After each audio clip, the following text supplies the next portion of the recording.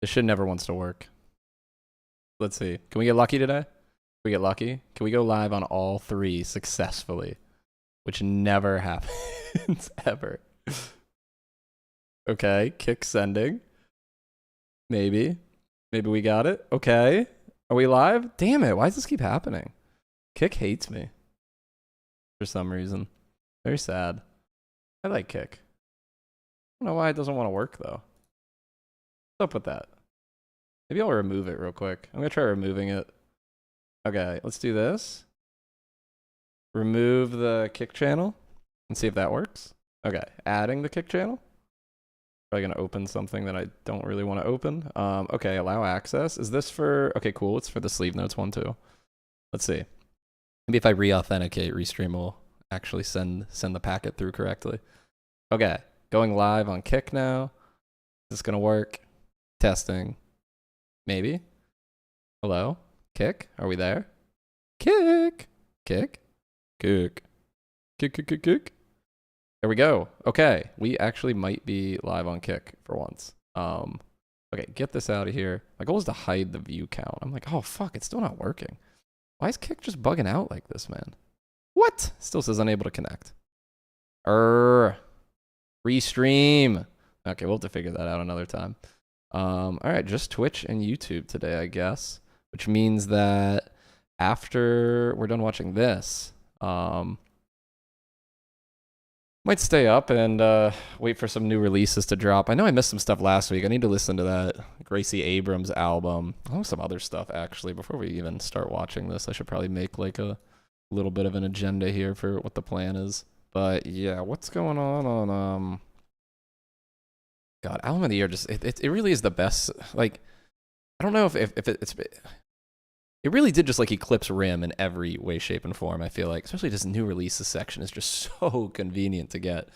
But did anything drop during the week that is worth knowing about? There's a new Rico Nasty album that's pretty funny. There's too much here. Why is there a Ma Rainey album? What is this? Just like a this is some Ma Rainey Lucy's they put together? Is that what we're doing? I don't know about that. Oh, Nick Hakim. This guy's good. I've seen him live before. Okay, maybe we'll try to listen to that before all the new music drops. What even drops tonight?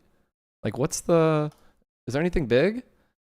Oh, the Ariana Grande album comes out. Okay, we can listen to that then, maybe. Oh, Ken Carson. Jesus Christ, fucking Logic. We'll not be listening to that. I don't know who... Man, this is all these online review platforms just attract people that are into, like, albums that look like this. Like, what the fuck is this shit? I don't know. It's probably some K-pop group or something. Who knows? But okay, then I'll probably listen to the Ariana Grande album tonight then. Yeah, I don't think there's anything else here that's, like, catching my eye too much. What is this green in Nimrod? Is this like a movie that's coming out? What the hell is this? Nimrods. Actually, I'm scared to play this because I don't want licensed music to play and get me fucking banned.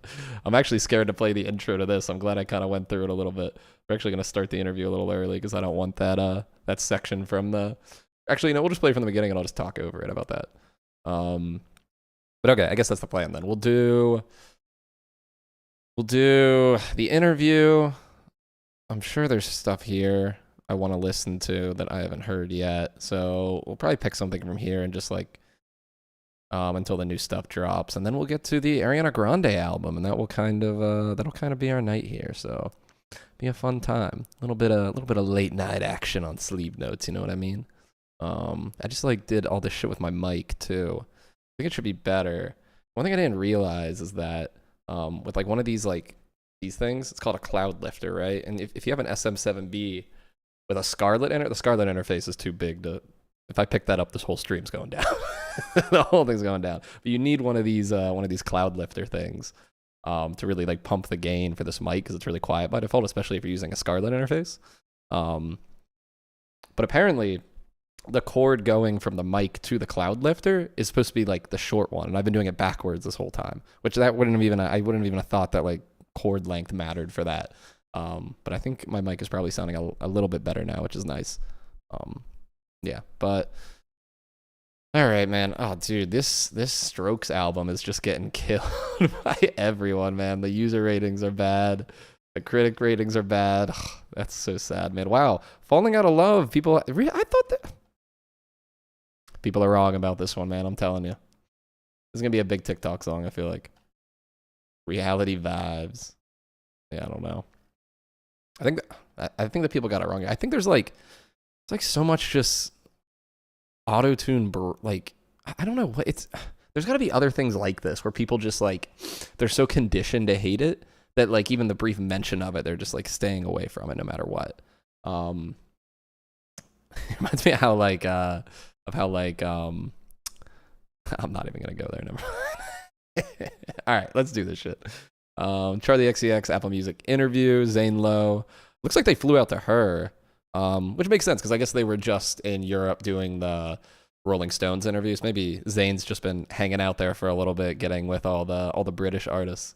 But I already played the first minute of this, and it looks like what's interesting to me is that I mean, you can see like the black and white aesthetic in the Fantana video too. What's interesting to me is that it seems like these interviews are more and more becoming like these big marketing events. It's becoming even more than an interview, right? There's like cinematography and like filming decisions behind it to kind of like support whatever like the artist's vision is during that time.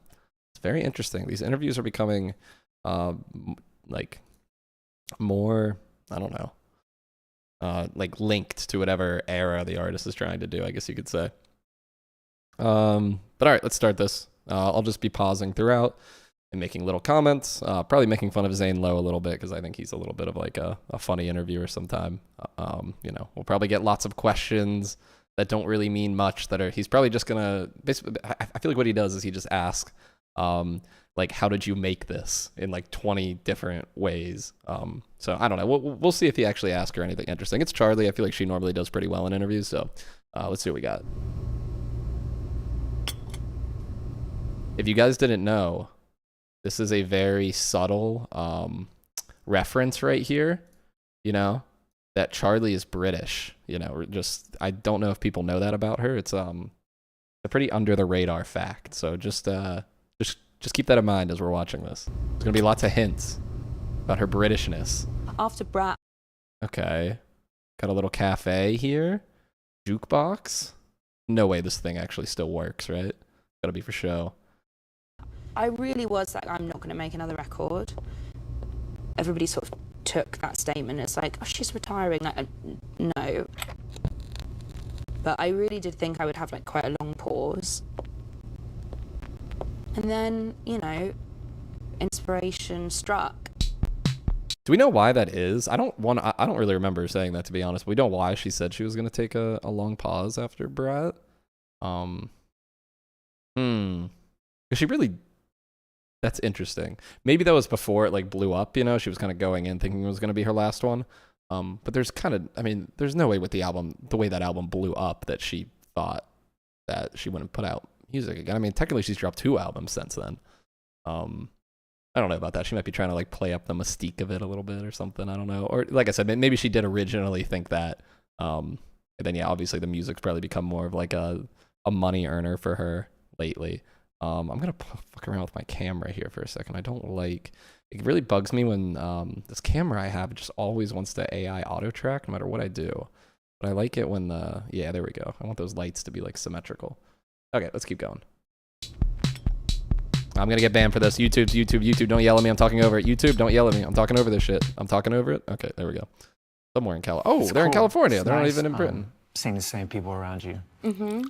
Yeah. It's like it's obviously probably, well, you tell me, but I feel like the most important thing is the relationships and the people, and it really comes to the surface on this record, mate, as well. I mean, the first line is me and my friends. yeah. It is, and I think that's such a kind of key sort of statement of the whole album. You know, I've been working with a lot of the same people for, I mean, kind of my whole career, but definitely for the past 10 years. And so I've just learned, like, over the amount of time that I've been doing this, however many records, mixtapes, whatever it is that I've made, that the most enjoyable version of doing this is doing it with my friends. And since music and making things has just become such a huge, I mean, kind of like my whole life, you know, it's like I've built so many amazing relationships with people through doing creative things. Yeah. And so it's nice to just kind of have them be around all Why does he always look like what is this like sly little look he's giving her? Oh man. the time and make things with them. You've built a beautiful cottage industry Don't forget, she's British. around yourself, full of friends and Yeah. family, Yeah. and being able to tie it all into this wonderful creative exercise, which just keeps getting stranger. The journey just gets stranger and stranger. Why do you say that? What do you mean? Because every time you show up, the music reflects another part of your life at another level of honesty. Obviously this is just my experience, but every time I make an album or sit down to make any kind of long form body of work, I do feel like you sort of mine yourself again, and the more you do it, the more you learn about yourself, the deeper you go. And for me, you know, I'm always sort of looking back at things that I have made before and figuring out what I've understood about myself as an artist and as a person through the work that I've previously done. Like, it is just such a huge part of it for me, you know? And so it's kind of impossible not to get kind of like closer and closer to the core of who I am through my work. And I don't really know what the end goal is, like the ultimate quest to... Normality. Yeah, I don't know, like the ultimate quest to know who I really am. That's like, the I don't punchline, know. normal. Yeah. I don't know that, you know, the journey ever ends really, but No. yeah, I think it is very honest, this album, and it's sort of me thinking about myself post like the last album. And Yeah, because you've put off a magic act here. You've made a record that directly reflects upon success and how great and challenging that can be, and it doesn't suck. A lot of those kind of records can be really challenging because it feels so internalized, like, Yeah. oh man, I'm reflecting on something you don't understand, and it's like, you're right, we don't understand. But you've made it so universal through your experience by attaching it to friendships, your relationship, primary relationship now. yeah, You know, yeah. Well, I mean, I think another thing too there is like sonically the album's really interesting, right? Like I think sometimes artists can run into problems because Zane's right. Now, I feel like that is a common thing to have an album of like, oh, fame is so difficult, you know, and then I think like a common reaction to hearing that for a lot of people can oftentimes just be like, well, you're like rich, like who gives a fuck? You're complaining right now? Are you serious? But I think the reason that happens is because like that message gets put on top of like a sound that's like very consistent with that artist's back catalog. I think if you I truly just think like mixing up sonically after a success is so important if you want to keep like respect and longevity. And yeah, I think that message just like comes across way more sincere when you're going like sonically in an interesting direction rather than just like retreading an old path. even your past, like on 2007, even going back and kind of giving that kid a hug in a weird way. It's what, that's what that song kind of made me feel like. You know? Oh, that's cool.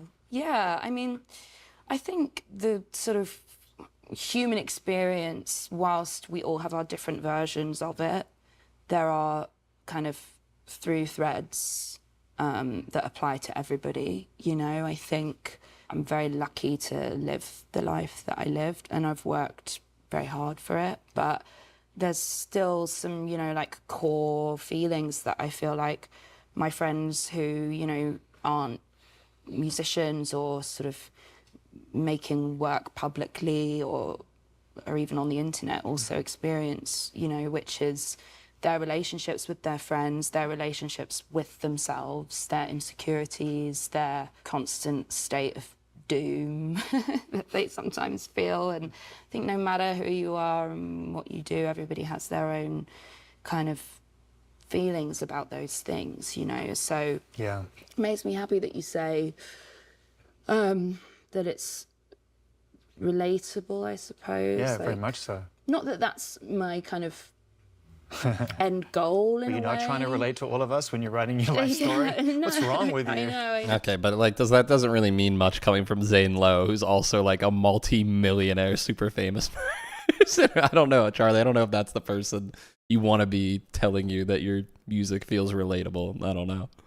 It's about us too, you know. Yeah, but I think the second I try and actually like think about the audience and relate or something intentionally, maybe that's when it actually like doesn't really work or happen. So in the past, I've kind of made choices or songs that I thought maybe like people would get more, and actually they end up feeling the most distant from who I am as an artist because it's not me following my gut instinct. And especially in the music industry, there's always so many people in your ear, like, if you do this, this will happen. If you do that, you know.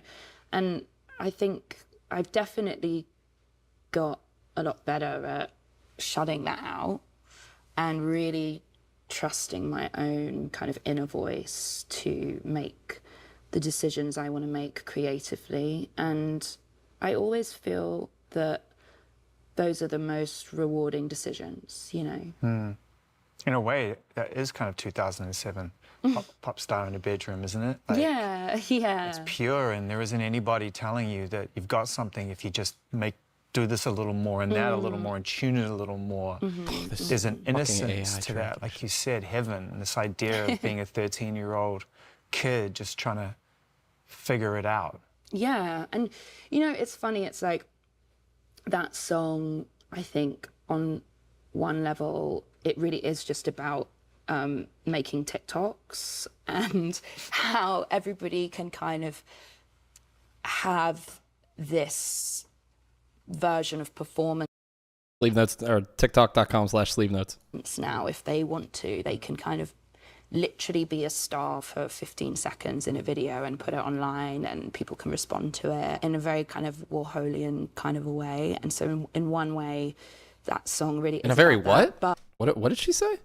15 seconds in a video and put it online, and people can respond to it in a very kind of Warholian kind of a way. And Like so Andy in Warhol? one way, that song really is about that. But as you said, I think there is this sort I don't know of what you meant by that.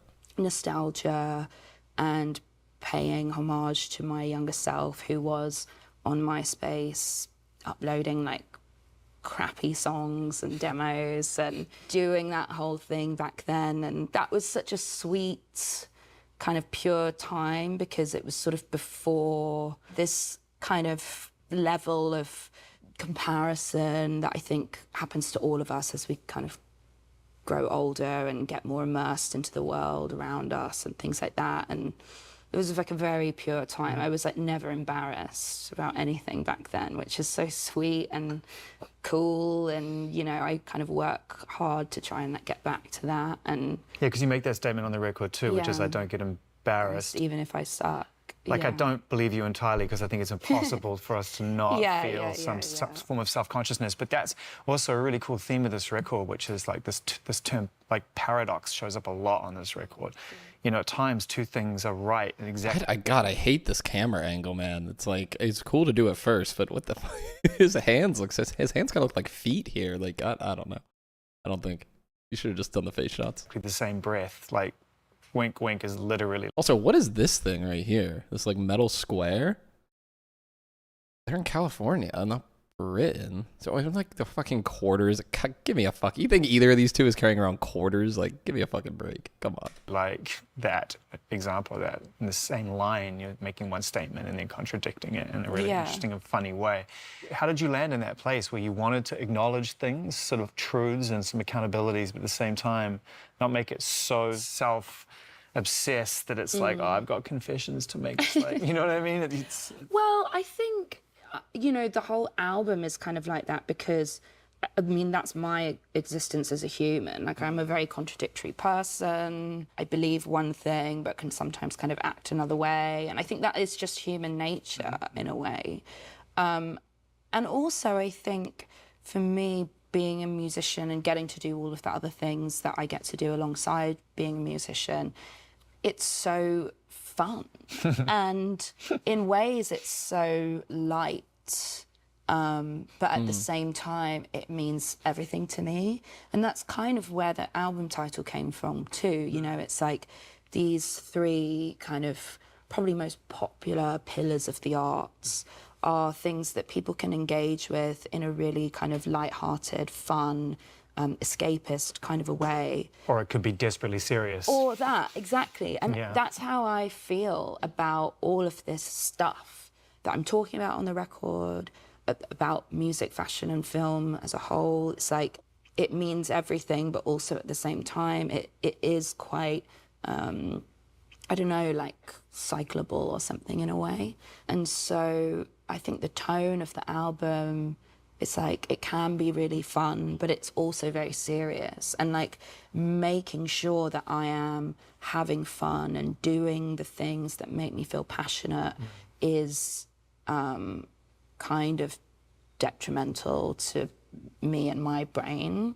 Like I need it to be like that. But at the same time, when I am in those moments of pure bliss and fun, I'm not also totally like, following wow, this is along here. actually just so amazing, and I'm having the best time, and how cool is that? It sounds wonderful and exhausting and equally. Yeah, I mean, it is both of those things, exactly.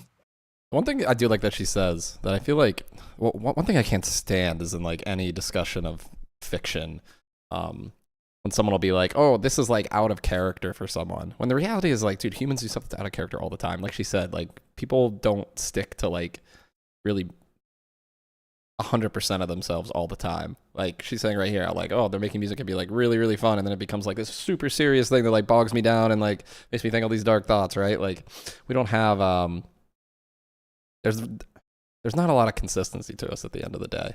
And I like that. That's not what I thought about when listening to the album though. I mean, I did get the vibe from her that like a lot of the stuff on there was tongue in cheek, right? Because she touches some darker elements, but it never felt like deeply serious, you know. It felt very much like exploring just like one very particular side of herself, which lots of artists do, you know. You'll see these artists make like these dark, depressing albums, then they'll be in interviews and be like, yeah, I think people that know me are like surprised I made something like that because I'm like very stable in real life. Yeah, that's interesting.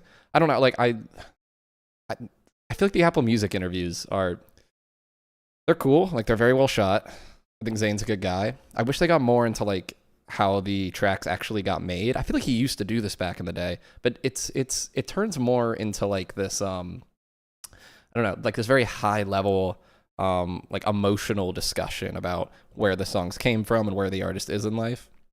And I think that stuff's valuable too. But for being like an Apple Music interview, it'd be nice if it was more centered around like how the actual songs got made. I think I would find a little bit more interest in that too. We'll see if it heads there. The Rolling Stones album got a little bit into that. So I don't know. That's just what interests me more. Like I want Charli to get into like the nitty gritty about like when she was in the studio and how she came up with some of these sounds, right? Or even go like if you want to do this whole like emotional thread, like go song by song and talk about like where her headspace was or like where the idea for each song came. I think that's just more interesting at the end of the day. Like, I don't know. It's hard for me to imagine that people are like putting this on and paying really deep attention to it, especially because sometimes I think these conversations can just kind of like go in circles, right? Like, yeah, it's basically the answer is just always the human experience is really, really weird, and these people use art to cope with that often, or they use art to make money, one of the two, and they're just lying during this. I don't. But Charli's my goat, though. I think she's telling the truth. I read the Rolling Stone piece. How was it shooting with Gus Van? I feel like you're stacking them, man. It's like Cronenberg, Gus Van. It's just like, let me just, like Vincent Cassel, let's just go. Let's just get these old geezers, these wrinkled legends, and just fucking roll. Yeah. Zane's really good at making like artists. I mean, yeah, I just kind of shit on him, so I'll give him a compliment. I mean, he's really, really great at making people feel super comfortable. Like, do you see what he did here? How he just like he drops an F-bomb and then like just makes a joke and is laughing with her. It's just like, let me just, like Vincent Cassel, let's just go. He's really good at like getting some camaraderie these there. old geezers, these wrinkled legends, and just fucking roll. I wonder how like fake this feels though in the moment, right? Because this is obviously like a very well produced interview. Like, no doubt there's a whole crew around them right now watching this. So So I don't know, like that. There's, I feel like it'd be really hard to shut all of that out and have like a real conversation. Come on, mouse. Yeah. Well, Gus, I mean, with Gus, it was so cool. Like, when I knew I was going to do Rolling Stone, I really wanted a film director to shoot the cover, but I wanted it to be somebody who really had like a long-standing relationship with photography as well. And that was Gus. I mean, he's an incredible painter. He makes incredible music. Like, he really kind of embodies that kind of thirst to create things. Yeah. And shooting with him was particularly inspiring because we shot at his house in LA. And in his house, his work is just everywhere. All of these paintings that he's made are just kind of propped up against the walls. I think there's a bit of a sort of negative connotation to like people who are kind of like multi-hyphenates and like the creative sphere. And I'm not talking about, I don't think people think that of him, but I think nowadays younger people who are like, I want to sing, I want to write, I want to act, I want to write a book, I want to paint. It's like, I don't know, there is sometimes a kind of a little bit of a backlash to that. Like, you can't do everything. I think it's maybe a little bit easier if you're a guy, you know? But to be there with somebody who has, you know, such a rich career across all of these different fields, you know, gave me hope. I was like, that's great. And I think I don't know, being there was very inspiring. Yeah, I don't know. I kind of hate that statement right there, because the issue that, like, she's conflating like two things that aren't related, right? She's basically saying, well, if people don't like seeing an artist go into different fields. For some, I actually, she's not even like giving a reason. She's just kind of saying they don't like to see it. And no one's going to complain if like an 18-year-old in high school who's doing like their senior painting project is also like in chorus and doing really well there. No one's going to complain about that. The issue is when you become a mega star in one thing, let's say music in her case, and then you use that stardom to go star in like massive blockbuster films, you know, like that's the issue here. Not like it's not that you're like I don't know, using your talent in multiple it's not that you want to be like a multidisciplinary artist. That's totally fine. The issue is that you're kind of like skipping a lot of steps to jump from one silo to the other, right? Like, say you're a musician like Charli is and you make it big. If you want to be an actor, you should probably have to start at the bottom, right? And do like some really, really low budget stuff and like get your chops and whatnot. You can't really be mad at people for, I don't know. I feel like she's annoyed at people for like maybe criticizing her for that, but I think that's like a 100% valid criticism. And I think it's actually kind of lame she's complaining about that, to be honest. That should be something that you just kind of have to put up with if you want to do that. You skipped a bunch of lines. Like, come on. I don't know. It bugs me a little bit, especially because I'm going to destroy this camera if it does not stop autofocusing every 5 seconds. I wonder if there's got to be a setting in here that it just like automatically turns on after 20 minutes. But anyways, the point is that like, one, I'm being selfish because I want our big stars in the music industry to just like stay in the music industry, right? I don't want them to go to film and like just focus on that. But also it sucks not seeing I feel like, especially in the film industry, we get like so few up and comers, right? And you can't help but think that some of those spots are being taken by people that are just kind of like hopping between silos here. But I don't know. Yeah, I don't think that was a very good moment for her here, and it's kind of a weird thing to complain about. And Brat kind of became what it became. I guess I knew I had this sort of kind of crossroads situation where I was faced with the idea of kind of continuing down that same path, doing the same thing over and over again, not in a bad way, but, you know, using a certain formula, using familiar sounds that was, you know, were kind of related to that album. And I did that a little bit with the remix record, you know, by bringing other people into that world. And that was so fun, and I had a really good time making that record.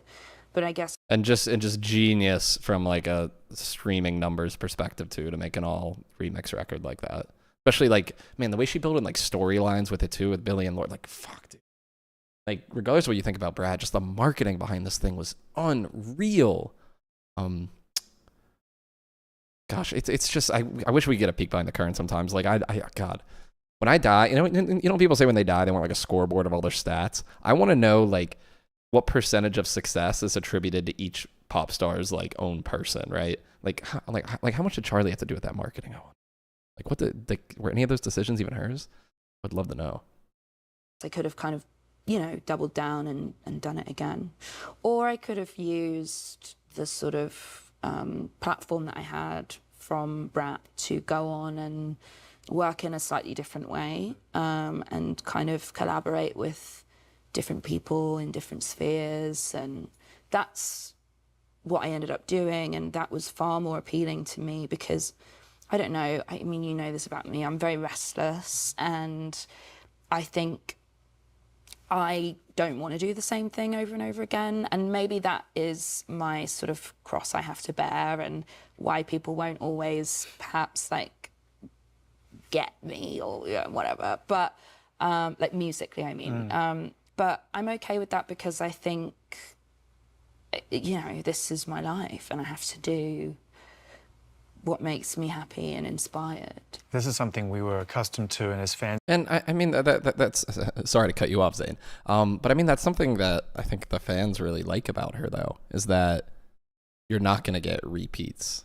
Man, like, God, I wish that like we had more top tier artists that went in like bold new directions, right? Like I make fun of that Harry Styles album all the time that just came out, because a lot of artists right now are running like in the directions of things that are really popular and calling it bold new directions. Like making a dance pop album is not a bold direction in 2026. That's like probably the safest thing you could possibly do. That's safer than making a normal Harry Styles album.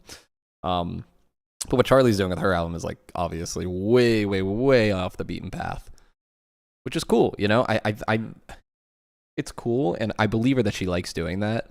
I think there's actually a couple other elements there. I think like, one, it does provide you a little bit of safety, right? Because say you go in a weird new direction and it doesn't work, well, you're kind of already known as like the person that goes in weird directions, right? So you kind of get a pass if something doesn't work out a couple of times.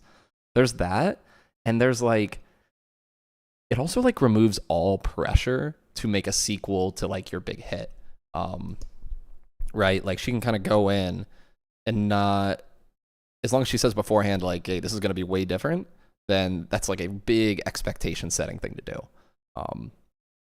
So I don't know. It like, it's weird. It like probably hurts you like monetarily, money wise, but it probably helps your perception a little bit to be the type of artist that's always doing different things. Yeah. Of yours we would hope for every single time. But if ever there was a time where you were going to get that ultimate test, it was post Brat. Yeah. That would have been the moment. And honestly, speaking for myself, I can't speak for anybody else who's been with you through this a long time, listening to your records. I wouldn't have blamed you. I would have been excited to hear how you would have followed Brad up and done whatever you were going to do. It was like, yeah, of course, you landed on something beautiful, as long as it's fun and inspiring for you. But it doesn't surprise me you pivoted out really hard. Yeah. And I think a lot of people who maybe only just kind of got to know me through Brat.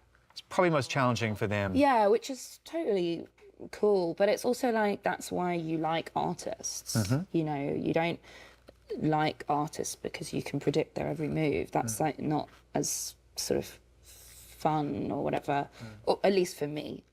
I like my favorite artists challenge me. Can we also say that Brad is not a home run the day before it comes out? It's a challenging record until it comes out, and then it becomes this omnipresent, amazing, beautiful zeitgeist. Also, there were no, sort of hits. Yeah, that's what I'm saying. Brat, you know what I mean? It's super distorted and intense. I'm not like a sort of.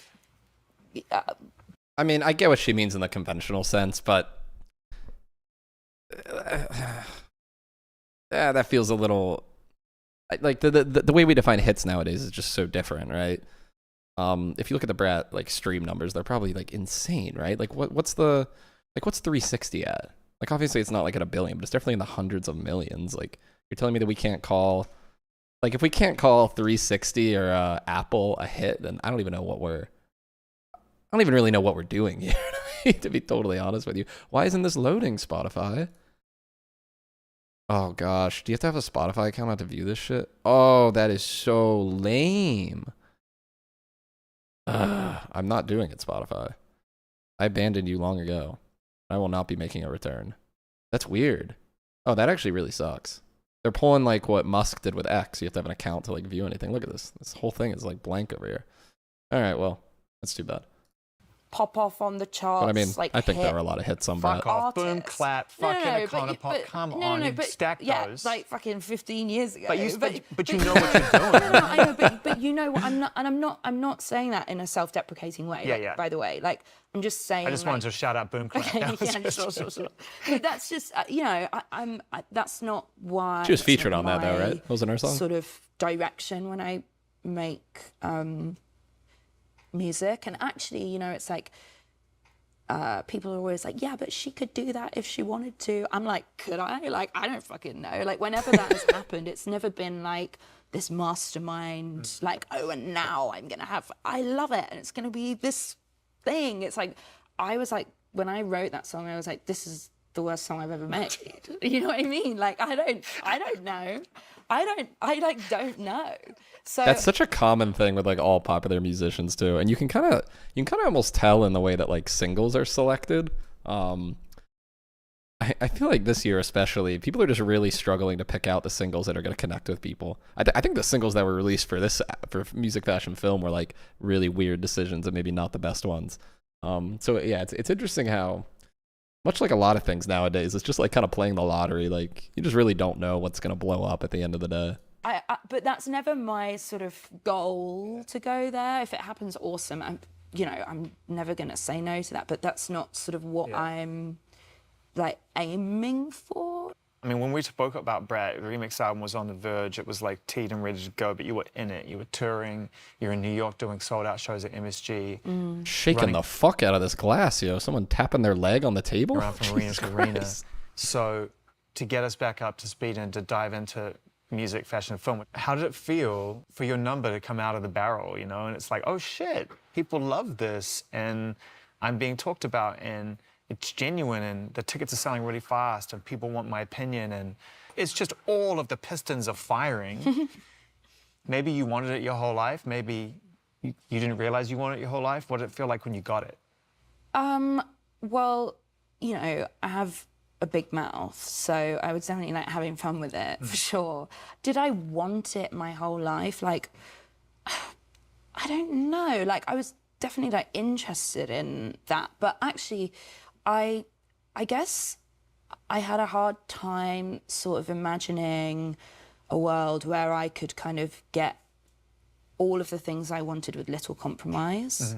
And actually that is really what happened with Brat, you know, like I didn't compromise the music at all to kind of try and make it more appealing. I didn't compromise anything about the way I made the visuals for that record, the album cover, the videos, like any of the language in like touring that album. I was really it was sort of tunnel vision on this is what I'm doing, and if you like it, great, and if you don't, then fine. And I suppose I never, I guess, especially in pop, in my experience of pop, it always felt like there kind of had to be a bit of a sacrifice or something. Yeah. And so I think I was quite surprised by that. And that was really cool. Like, I was like, wow, like I haven't really like sacrificed any of my personality or myself to be in this position. And that I've always found it really interesting that she says this about Brat, because she said this before, like I think she said Crash was her like kind of compromising a little bit to try to have more like a conventional pop record, and then this was like her like, you know, totally her thing. But Brat to me is like one of the least experimental things she's ever done. Not that it doesn't sound like an unconventional pop record. I mean, totally. I mean, like even 360 as an opener is like that beat, like that's totally not a thing you'd see on a typical conventional pop album. But there is like, I don't know, there is like a sense of like being in tune with like, with, I don't know, like melodies and like progressions that would feed into what would be like popular pop songs, I guess, on a lot of the tracks. So I don't know. It's always interesting to hear her say that. I don't think she's lying or anything. I think she's telling the truth. Yeah, it's just, you would think prior to Brad, if I heard I was getting like an uncompromised Charli XCX album, I would have thought it would have been a little bit weirder than Brad. Like this current album we're getting right now feels like the no compromise album. You know what I'm saying? It was something that I always wanted, and I guess I was sort of proved wrong that you could get that. It made me kind of think the world was like actually like an okay place for a second, which was cool.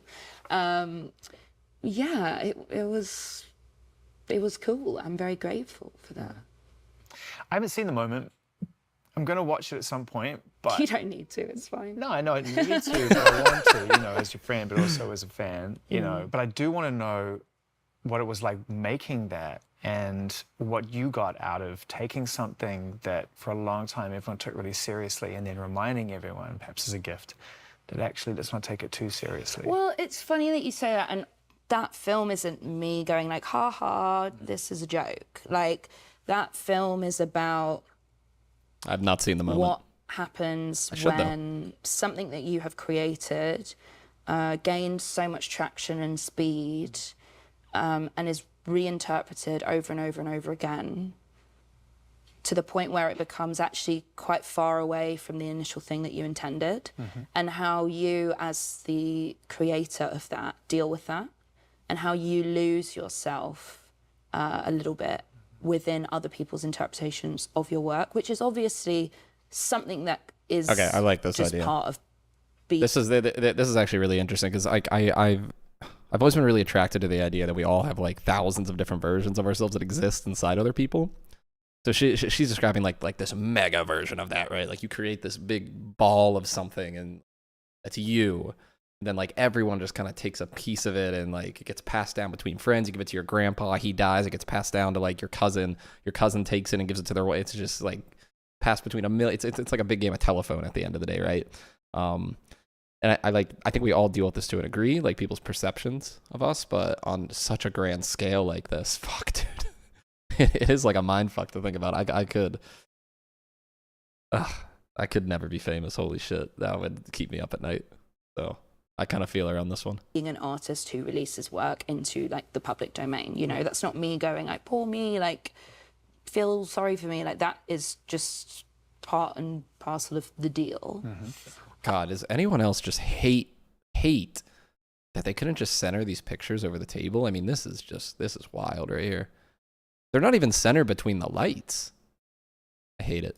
But it's not me going like, ha ha, I'm smarter than all of you guys and you fell for my trick. Like, you know, I'm quite earnest as an artist sometimes, which people would like never really believe of me because they kind of think I'm a big troll the whole time. But I'm actually just doing what I feel and what I love. And a lot of my work is about commentating on how people engage with art in this day and age. That's like a big through thread for me. And I think some people have a lot of trouble with like meta commentary. I understand it, you know, like whenever there's like a movie about art school, people are like, oh, yawn or whatever, but I find it fascinating. So, you know. Well, yeah, because it's about your life.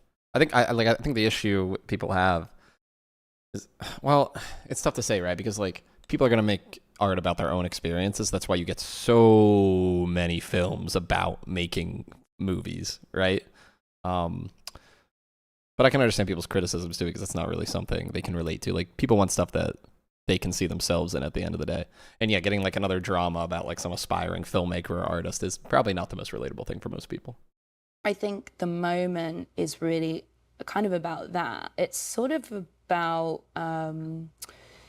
it's a movie about death in a way. It's very kind of mournful and it's about loss and how you kind of reclaim yourself in that loss and what you do when your entire identity, not only as an artist but as a person, is attached to one thing.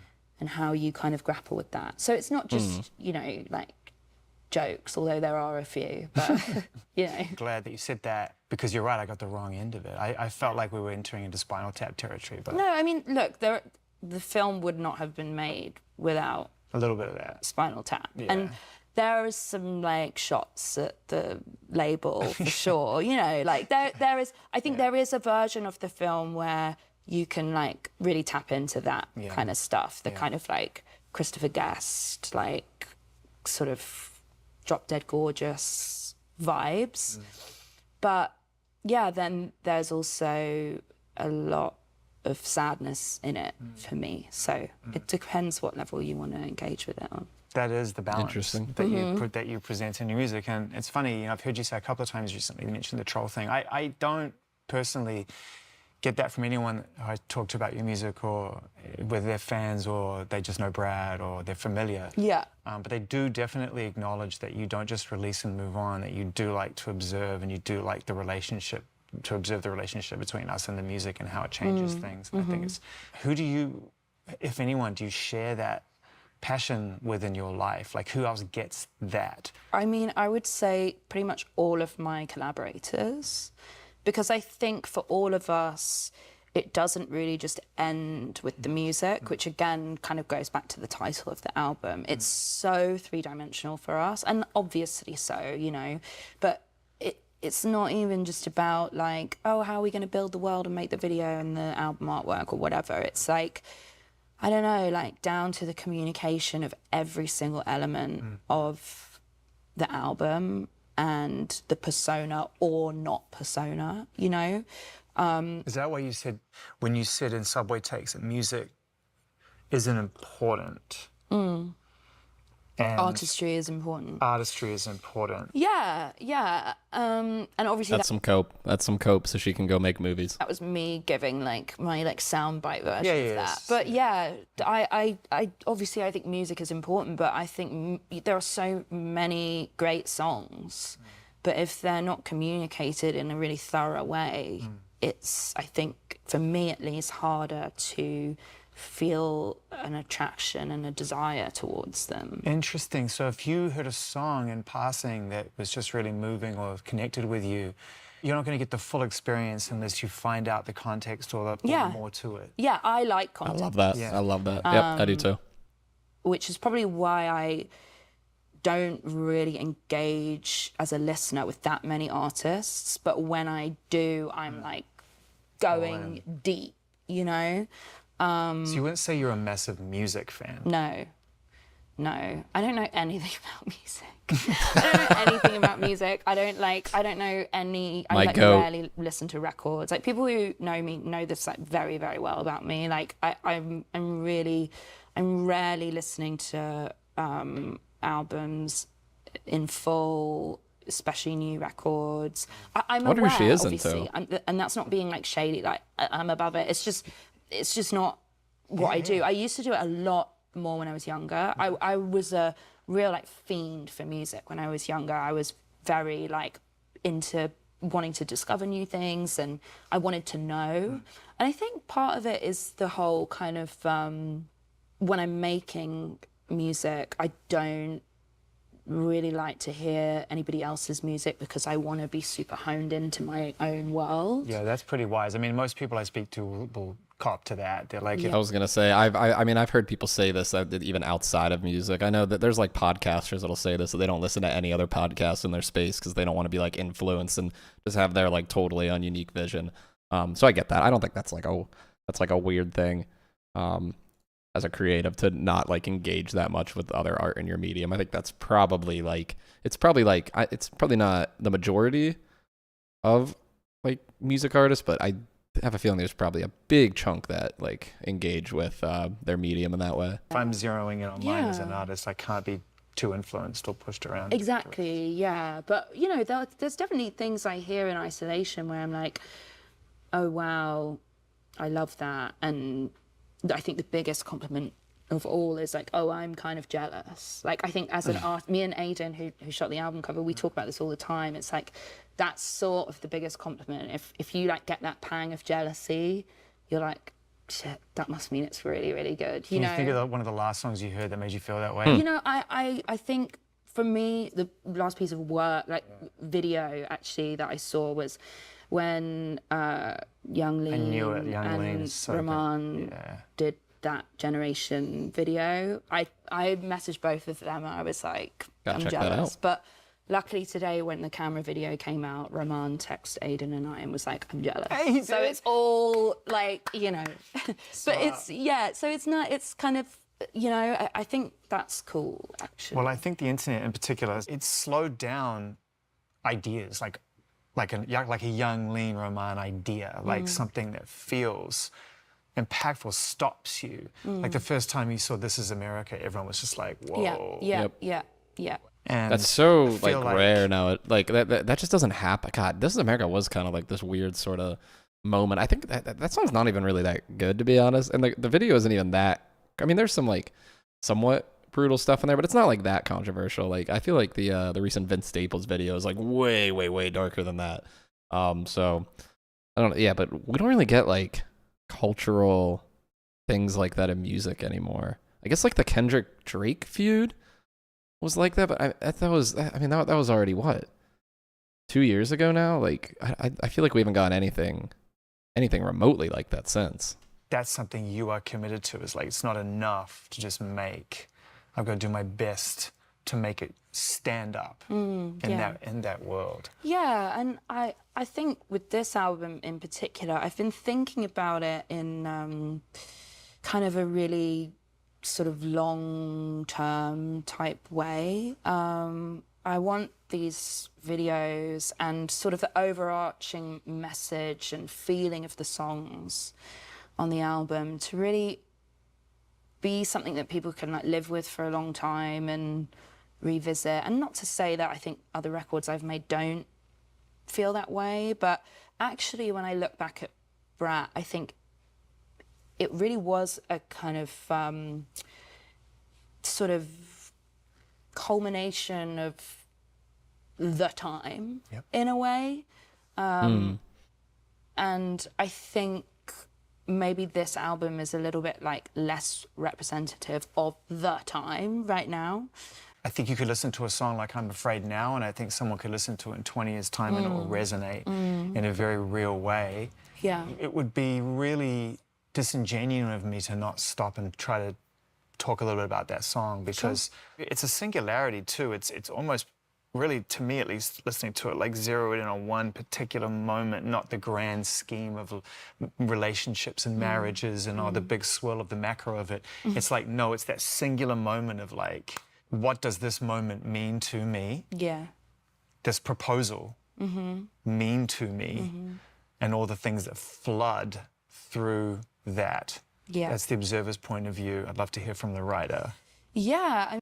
I love the honesty of that track. I think Sonic. I hope people really like this song. And I get it. There is like a. Charlie's really good at just like picking out these moments that I feel like people are like not scared to be like 100% honest about, and really hammering in on them. Like I think like Sympathy is a Knife in the same way. But I think the track's like really good in that regard. I think sonically it was one of the less interesting tracks on the album for me though. I mean, I'm Afraid. Which that's normally what I'm coming to Charli XCX for. It is a very, it's a very like real song, and it's about George and I's relationship, but more specifically my relationship with commitment, I suppose, and yes, my non-committal queen, my goat again. why I kind of have sort of history with that. And meeting George, you know, he was sort of the first person who really like understood me so intricately. Wow, look at that shot of the wedding ring. This is the first time they used that angle, I think. Like my pros and my cons, let's say, you know. And also the fact that on top of all of that, I'm also an artist who sometimes is extremely narcissistic. You know what I mean? Like, he knows. Like, Yeah, it's funny that lyric when you talk about how, you know, all of this this pain. pain is, it serves my art, which is a great excuse I tell myself in order to act unreasonably. Yeah, exactly. Yeah, that is sort of what the whole thing is about. Again, just my experience. Jesus Christ. I would be so kill me. I would be so pissed if I was dating a girl and she was doing some wild shit and justified it by saying it's good for my art. This is how I fuel my art. Like, what is this justification right now? But well, like I said, she's really good at pulling out these like kind of uncomfortable, I think gross is the wrong word, but like, I don't know, like, I guess embarrassing is like these embarrassing like truths that a lot of us have. But sometimes being an artist, you do get to be selfish. It's like kind of part of the job. You get to be like, I'm not doing that, I'm doing this, I'm doing it my way, I'm cancelling this, I'm going to be late. Sorry, by the way. You know, like whatever. It's like you get to just be like selfish. Damn it, I'm an enabler. I was like, you're not late, come on, sit down, let's get started. Yeah, but you know, it's like, then when you put that into a relationship, it's like you don't really get to be selfish all the time, or you know, you Jesus, you can, dude. but it should Fuck, bro, this is like a it's like a therapy lesson for me right now. God be damn. like that, and you kind of have to separate those two parts of your brain. Like, oh, this isn't like the artist brain. This is the like being a good person, like loving the person unconditionally, and you know, and that's obviously not just coming from me. Like, he's an artist too. You know, it's like it works both ways, and I think that's why it works for us, because we both understand that. But yeah, it's like writing that song, it was kind of about the meeting of those two sides of me, you know, the artist, and how sometimes it's painful to be an artist, sometimes it's painful to be like a normal functioning human who's supposed to do the right thing all the time, and sometimes it's not, and how those two sides of me kind of intersect, and how George actually, God bless him, is somebody who understands that and understands where it comes from as well, you know. It obviously means a lot to you. I can always tell because of its position in the album. It's at the center, it's at the soul of the record. It's a really beautiful, powerful performance, and lovingly arranged as well by AG and Finn, I guess. Yeah, they worked on the whole record. Yeah, and they found a way to meet you when you really pull yourself open. They don't leave you out there on a limb. They meet you there musically. That makes sense. No, it does. I mean, we have such an incredible working relationship, the three of us. Yeah. And also, you know, like, George isn't a part of this album, but I do have to say, like, I wouldn't be where I am today without him. Like, he just gave me so much confidence in myself, because he was able to sort of balance me as a human in our like private life, you know. There was almost more to life than just being the artist. Yeah, and he made me really happy, and you know, and still does. Don't know why I'm saying past tense. But no, you know, I think I owe so much to him, because he has helped really allow me to kind of explore these different sides of really myself in a way that, sometimes still feels a bit chaotic, but sometimes actually feels quite like safe, which is really nice. And then with Alex and Finn, I mean, we kind of just trust each other endlessly. You know, there's no bad ideas. There's nothing too crazy. There's nothing too simple. And I think we all really have this desire to explore and kind of challenge each other and push each other in a way that feels really alive. So I think I could have probably only made this album with them. And we had such a good time doing it. My favorite part of what I do is the making. Like, when I am making a record, it's like amazing. It's the best bit. I kind of wish I could just make records and never put them out, but obviously that would be, I'm not quite there yet in terms of like selfless ego. You know what I mean? No, but I get it though. I get it because I think that's like the opposite from how a lot of other artists feel. It seems like, at least like popular artists, right? Like I think a lot of other pop stars enjoy like the touring and like, you know, the celebrity status a lot more. And not that Charli doesn't enjoy those things. I think she clearly loves being a celebrity. But yeah, that's interesting to hear her say that that's the interesting part for her. But that might just come with, I guess it's pretty in line with what she was saying earlier, though. It's just like, I don't know, like the selfishness of always wanting to do something your way. Like one personal benefit to that is that like your whatever your brain is always like pumping the happy chemicals, right? Because you get to do stuff your way. So like her like creative process is probably super fulfilling because she doesn't sound like she's like conforming much. Like she has collaborators, right? But it seems like it seems like it's really her vision that's getting like pushed across for the most part. Yeah, it was interesting that she said like just not even releasing the album. When she first started going there, I thought she still want like, I don't know, like she could just pump stuff out and still get it out there, but she specifically said like not release it. So it is like just the making of it that's exciting for her, which is cool. because I mean, when you can go and spend a few weeks in Paris with people that you don't squash each other when you're not creating. I mean, you made it very clear in Magic Metal Montana that you have a very unique friendship with, in particular, AG. Yeah. I mean, because I just take all your words verbatim in your albums. Right. But I love that song because, you know, it's such a tribute to a modern friendship. It's like, Yeah. we don't really talk that much, but we speak each other's language when it comes to music, and we're super different. And like, who would have thought AG Cook likes Magic and heavy metal and Montana? Well, clarification on that. Magic the card game. Oh, okay. Magic the Gathering. Okay. Metal as in Oh, whoa! I did not see that coming. Okay. the material. Oh. And Montana the place. Once again, my goat. Yeah. Oh, okay. So, all right, cool. Yeah. Really like. Wait, the what were the other pieces? Metal as in the material. Oh. And Montana the place. Yeah. Oh, okay. So, all right, cool. Yeah. Really liked the idea of him with walking around with a top hat, listening to Pantera. in Montana. Exactly. Oh, well, you know, never say never. Never say never. Yeah, he probably does do that too. Never say never. But yeah, the not talking thing, it's like, we do talk, you know, Sure. but we don't really do much of that thing in the studio of kind of, okay, like, what are we going to say today? Like, doing the whole preamble kind of, where are you at emotionally? Like, we don't do that. And we've never really done that. We'll obviously talk about things here and there, but it's not really like that kind of what I associate as this sort of 2015 LA songwriter session. Like, we're not really doing that. It's a lot more kind of, I come in and we'll just get on the mic and go over a very kind of bare bones track,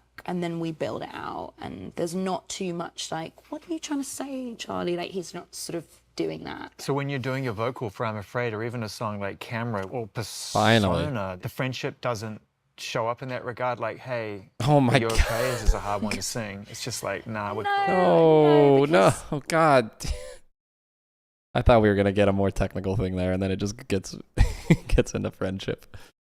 Oh, Zane. We're not sort of like emotionally dead inside, like, obviously, but I think they know that in a way the making of the song is sort of like me exercising the demon in a way, you know, and that's part of the process and part of the, in That's a a way, headline. the joy of it, you know, getting it out and putting it on the record.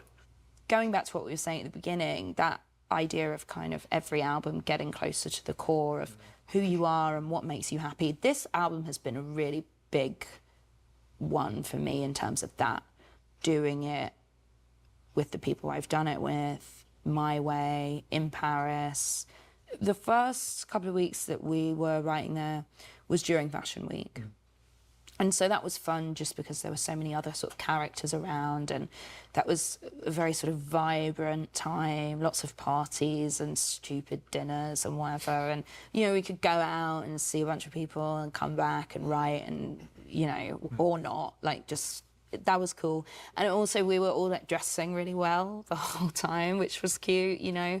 We would sort of show up to the studio and like Alex was doing the music for a McQueen show whilst we were there, you know. Brilliant. And I was there for Saint Laurent, so like the same. Finn was just there for us, so he was just rocking his, you know, but you know, it was great. And it was cool, like that, it was sort of, we were kind of playing into that a little bit. Yeah. And that was very fun. I've been so surprised around this sort of, about the conversation around genre with this, because I've never been like that interested in genre, to be honest. Like, if you don't look at things through the filter of genre, then even if you have words to describe it, how do you attribute some definition to what you've made? How do you kind of consider it at all? well, I think we set out some rules, right? Interesting. Where we'll be like, okay, for example, actually on Brat, we were kind of like, we can't really use razor bass, like, because we'd use that so much on Pop 2, you know, and What's razor bass? I'm sorry. I'm a nerd. I need to know this. Razor bass. Can I just get like native instrument? Okay, it's electronic bass sounds and patches earned in native instruments. Okay, so it's like what? Razor's the software? Is that what it is? And then this is like what do they have? Okay, that's razor bass. Okay, yeah. So Razor's like got it. All right. Interesting. Okay, so they like cut out basically this whole interface. Is that the idea? Alex and Finn talk about this. That's like, cool. Way Like more limit yourself a eloquently little than I bit? do. But Thank that you, was, like, bot. one of our, Thank like, you, bot. slight, Love you. like rules, you know. And I think there were things with this album that we also had sort of slight rules. Less tune, less auto tune was one of them. Yeah, I love that. Kind of definitely using more live instrumentation, live drums, things like that was another, which obviously is not like the most drastic rule of all time, but when you come to my music, that kind of is, you know, like I haven't used a lot of live drums on my records in the past. And so having Alex play on some of the songs was like a really kind of big, cool thing. And also, you know, his style of drumming is quite particular, just like both of the guys, the way I don't know much to say on this. I just want to say I love the idea of like going into an album and limiting yourself, just like picking and choosing the things you're not going to use is really, really fun. I feel like that would like definitely cause you as an artist to grow in more interesting directions. You have to kind of leave behind what you're comfortable kind of with. specific, you know, with guitar. So those were our Guitar. It wasn't like a kind of genre rule. It was more just like, I don't know. George and I actually talk about this a lot. I think sometimes like setting limitations can actually lead to really interesting decisions being made. You know, because when you're within Yep. Just like I said. these boundaries, My goat. you're kind of forced to make sonic decisions that maybe you wouldn't have made if you had all of the I tools. think you're forced to make writing decisions too, because all of a sudden the way you approach these songs is in step with these limitations. You got to zero in on them. Just ripping a cig during the Message interview. words you- I mean, so like, okay, you have to imagine when this interview works. Charli's like showing up with her team. It's not just her walking in here, right? So that has to be like a conscious decision from her team, which is like, hey, like rip a cig during this at some point. Like that's your brand. Trying to say. Otherwise, I think it's quite easy as a writer, especially someone like yourself who moves so eloquently in arrangement and creatively with ideas as a writer, to be able to go, okay, I could get to the point, or I could just lean into this bit of production and do something kind of abstract and just move you away a little bit. There's none of that going on here. It's like straight down the line. Yeah, thank you. I think as well for me, like lyrically, I think in ways all of the songs are sort of about process or my relationship to process. And I think that was quite a guiding light in terms of how the production ended up sounding too. So that was quite an important thing for us. Did you have fun writing Persona? Yeah, I did. You know what's funny about Persona is like I sent it to I sent it to Aiden, and I was like, who do you think this is about? And he was like, me. It's about me. And I was like, it's actually not about you, but it left me realizing that like a lot of my friends probably will think it's about them, and it's actually not really about one person. It's sort of about, I mean, in ways it's about me too. Yeah. You know what I mean? It's like, Yeah, the line "I see you when you see me" is That would Yeah. also be mutually applicable. exactly. But that would also be kind of a mindfuck if you were dating like a famous musician. You probably would think that like you probably would like overinterpret certain lines and think it's about you sometimes. it is funny. It's in a way, it's sort of like a "You're So Vain," I suppose. Yeah, it is. It is. You know. But yeah, going back to like the first line of the album, "Me and My Friends," I think I feel and very my lucky that I friends. have found people who truly get me and what I want to say, and I can collaborate with them with such ease, and that just brings me so much happiness, to be honest. Which just leaves the existential, Yeah. which brings us to "No One Lasts Yes, Forever." yeah. Right? When you don't have to worry about someone across the room. I don't know if that was the best bridge there. What? That didn't make any sense at all. And that just brings me so much happiness, to be honest. Which just leaves the existential, which What? brings us to "No How did those two things connect at all? That didn't make any sense, right? What the fuck? One Lasts Yes, Forever." yeah. Was that a bad edit? Right? When you don't have to worry about someone across the room anymore, you just got to think about like, when does this end? Yeah. And what happens after. And I love the David Cronenberg piece where the idea of oblivion being freedom is such Yeah. a beauty. I'd never heard that before. And What it an was amazing phrase, you know, and So he's comforting. so, yeah, and he's so right. And God, like doing that with him was just so special. So we met for the first time in Toronto last year at the film festival there. I was there. God, dude, she just does not want to make music. She wants to be a movie star so badly. Oh God. God help us all. With a film called Erupsia, and I haven't seen it. sorry, you haven't seen any of my films, and that's totally cool. I'll get you links. Don't worry, babes. We met. Also, I feel like a thing Zane Lowe does is like when he doesn't know what to say, Don't like worry, babe. That's totally cool. he just like resorts to laughing. Which, I'll hey, I get mean you that works, I links. guess. Don't worry, babes. We met. I just wanted to meet him. I kind of like reached out thinking he would, because obviously he's from there, and I was kind of thinking like, oh, this probably won't happen. But he was down. We just went for a coffee and we just spoke about art and life, and I was asking him a lot of questions about how he shoots, and you know, I'm such a fan of his work. And we actually got along really well, and he was telling me about this time where he was going home and he kind of collapsed and had this moment where he was like, oh, okay, I think this is maybe the moment that I'm gonna go. And I was asking him about the things he was thinking about during that moment.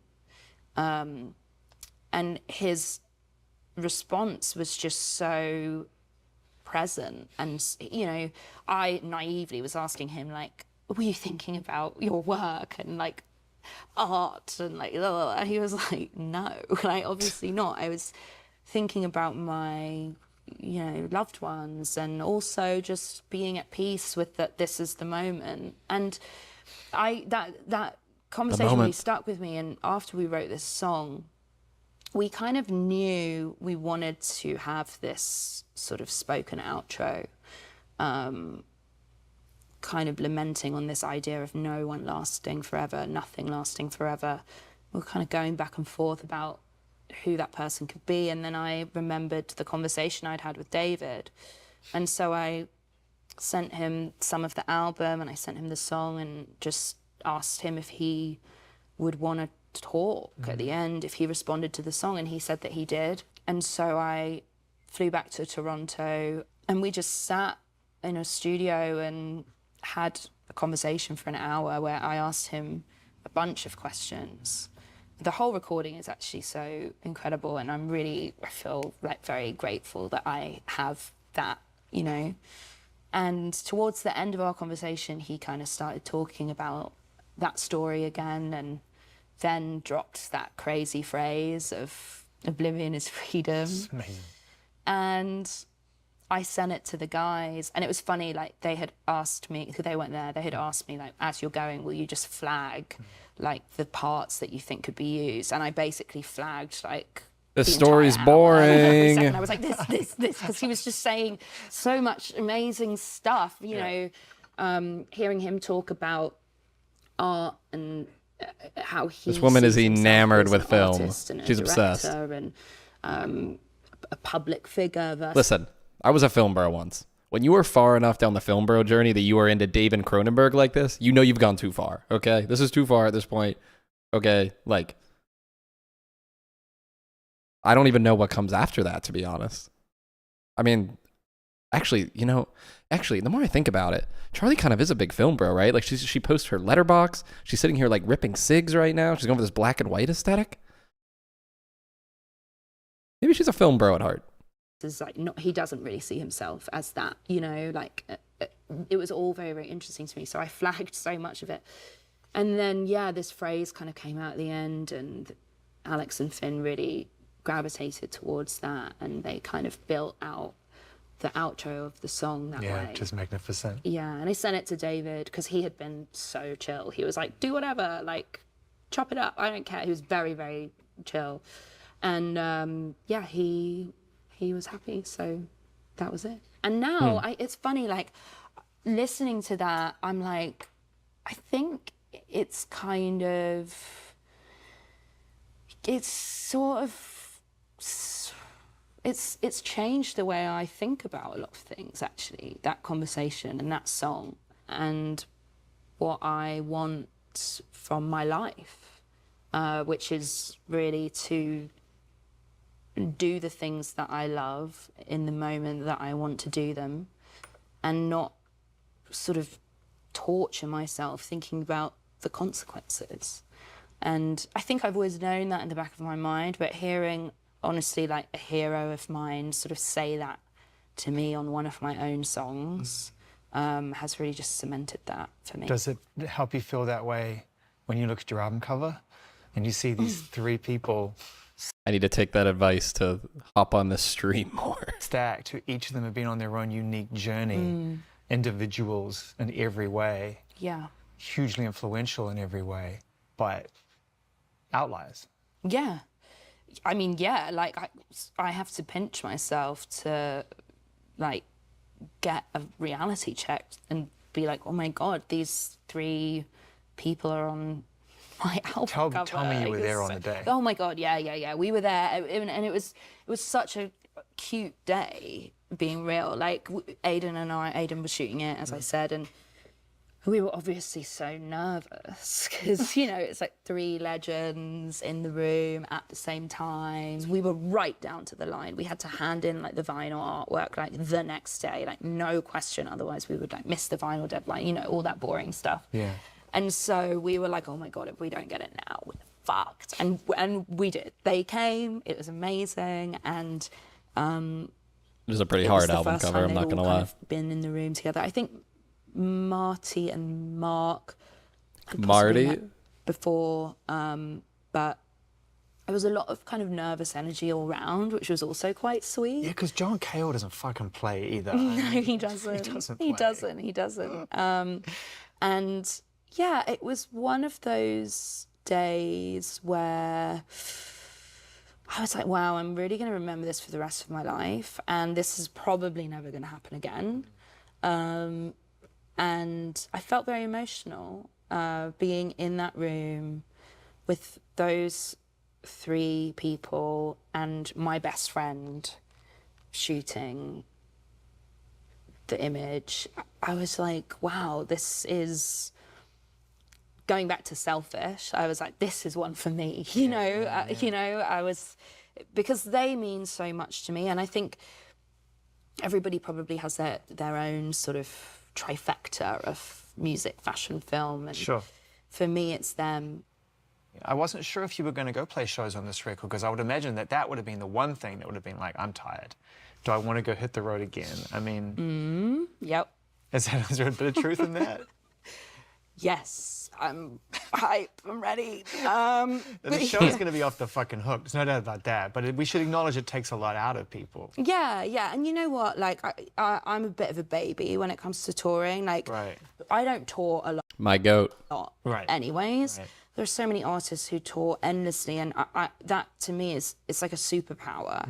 It's so admirable and wild, and it takes so much stamina, and I don't know how they do it. Like, I find being on tour very emotional and volatile and physically quite challenging and mentally, like, very destructive, which is why, generally speaking, I don't do a lot of touring, even though obviously there are moments where I'm like, this is the best thing ever and I'm having the best time. And there were moments like that in the past, and I'm sure there'll be moments like that in the future. But I will tour the record, and I am looking forward to the tour. It's going to be very different than the previous one, and that is inspiring to me to kind of like... We're going to get some... I mean, she's in her film era now. Can we get some better, like, production value, you know? I feel like Charli's sets are always so scaled back. It'd be interesting to see her go, like, really visual with it for once. Switch it up, and I hope people, you know, like it. She's got the money for it now, too.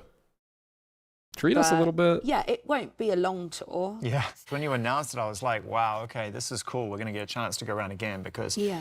you know, this record is enough. How are you you haven't stopped working since I've known you. You know, this has been a incredible life so far, but it's got to go somewhere, right? All that fucking stress has to go somewhere. Yeah, yeah. Well, it's funny. It's like after Brat, I really was like, I'm not going to make another record for a while. Not like ever. I think everybody sort of took that statement as like, oh, she's retiring. Like, no. But I really did think I would have like quite a long pause, and then, you know, inspiration struck, and I feel that if that happens, you kind of have to chase it and follow it, and, you know, because you don't know whether that might be the last time that it happens. So in a dream world, I would really like to take a pause after this album musically, but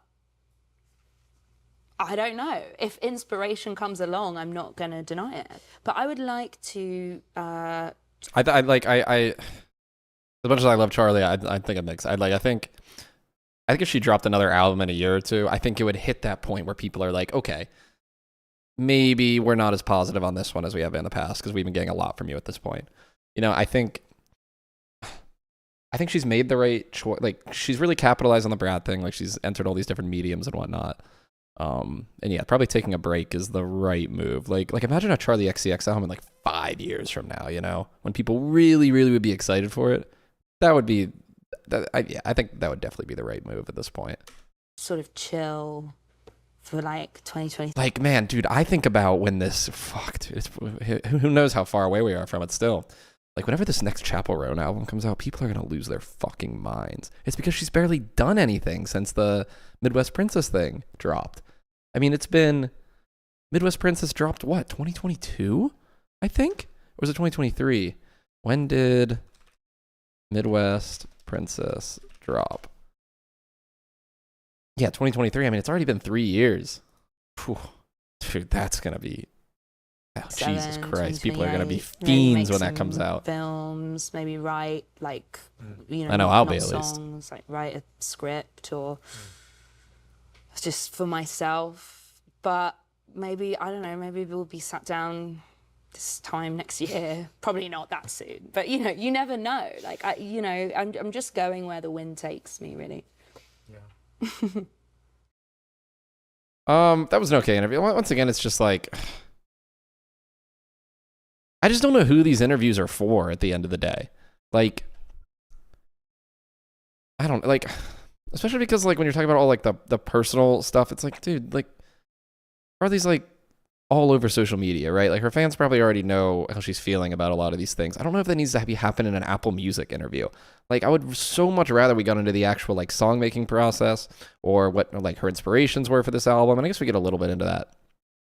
But understanding like her life in this really deep way, I don't know if it is the most interesting content a lot of times. But let's read some of the comments and see what people think. I didn't compromise the music at all to make it more appealing. She never chased the zeitgeist. She became it. Once again, she says that.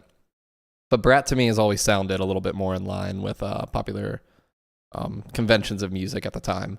The coffee and cigarettes reference is so Charli. Yeah, dude, it's one of those things where like I said, they like obviously Apple Music has a massive team. Charli does too. I would love to know like the collaboration to set this up. You know, because she's like smoking a fucking cig at the end, man. Like, who knows what time they filmed this? Like, it's like it's part of the aesthetic. Like she was told to smoke that cigarette. Crazy how Zane built a time machine to travel back to 1992. Okay, I'm really glad she didn't make a sequel to Brat. It made something entirely different. Me too. Yeah, I think that was. I mean, just selfishly, that's what I want from her, and I think it was also the right move for her, like commercially as an artist too. I can hear on her voice the exhaustion of having to talk so much about herself. I mean, come on, man. It's not that long of an interview. She's fine. This set is giving coffee and cigarettes. Okay, well, 53 upvotes, man. There's literally coffee and cigarettes at the table. All right, music, fashion, film might not be a chart success, but who actually cares? I mean, Brat wasn't really a chart success either, so chart obsession has to stop. It's pop music. Deal with it. Art is forever. I know it might sound corny, but this is Charli's best work to date. You can kind of, okay, this is cringe as fuck. Mona Lisa being interviewed. Okay, finally a good comment. Love that this was shot in a coffee and cig. Dude, what? Like, can we stop with this? Like, yes, there's coffee and cigarettes in the fucking video. Could you make a more obvious reference? Why is Card Decline so early? This is actually my favorite song of the album. I thought this song was pretty clever. Fantastic artist. Okay. I mean, people must like it. Yeah, shout out. The real thing was the Magic the Gathering shout out. I couldn't believe that. Hell yeah. How many views is this getting? Interesting. Only at 30,000. I mean, that's obviously changed since we pressed play though, right? And maybe more people are watching it tonight. Wow, really not getting a lot of views so far. Which is kind of interesting in and of itself. Do these get a lot of views? Yeah, the Steve Lacy one's only at 30K, but I mean, obviously he's not nearly as famous. Dang, we got to watch there's a lot of these on here. I got to start like just watching all of these.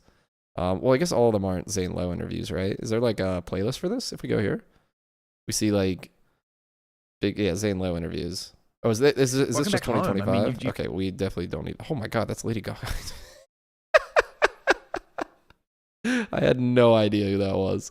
Is there a 2026 one? Why would they separate it like by year like that? That's so annoying. Oh, Jesus Christ. This is a mess. Okay. What's new? What the fuck, Apple? Okay. What else we got? We still got a while till new music drops. The music fashion film interview with Nikki Reardon. Who's this? I think she's going on all these shows. She's doing like the old YouTube gauntlet, as they say. Charli's never done Hot Ones, right? Who's this? Who the fuck is this guy?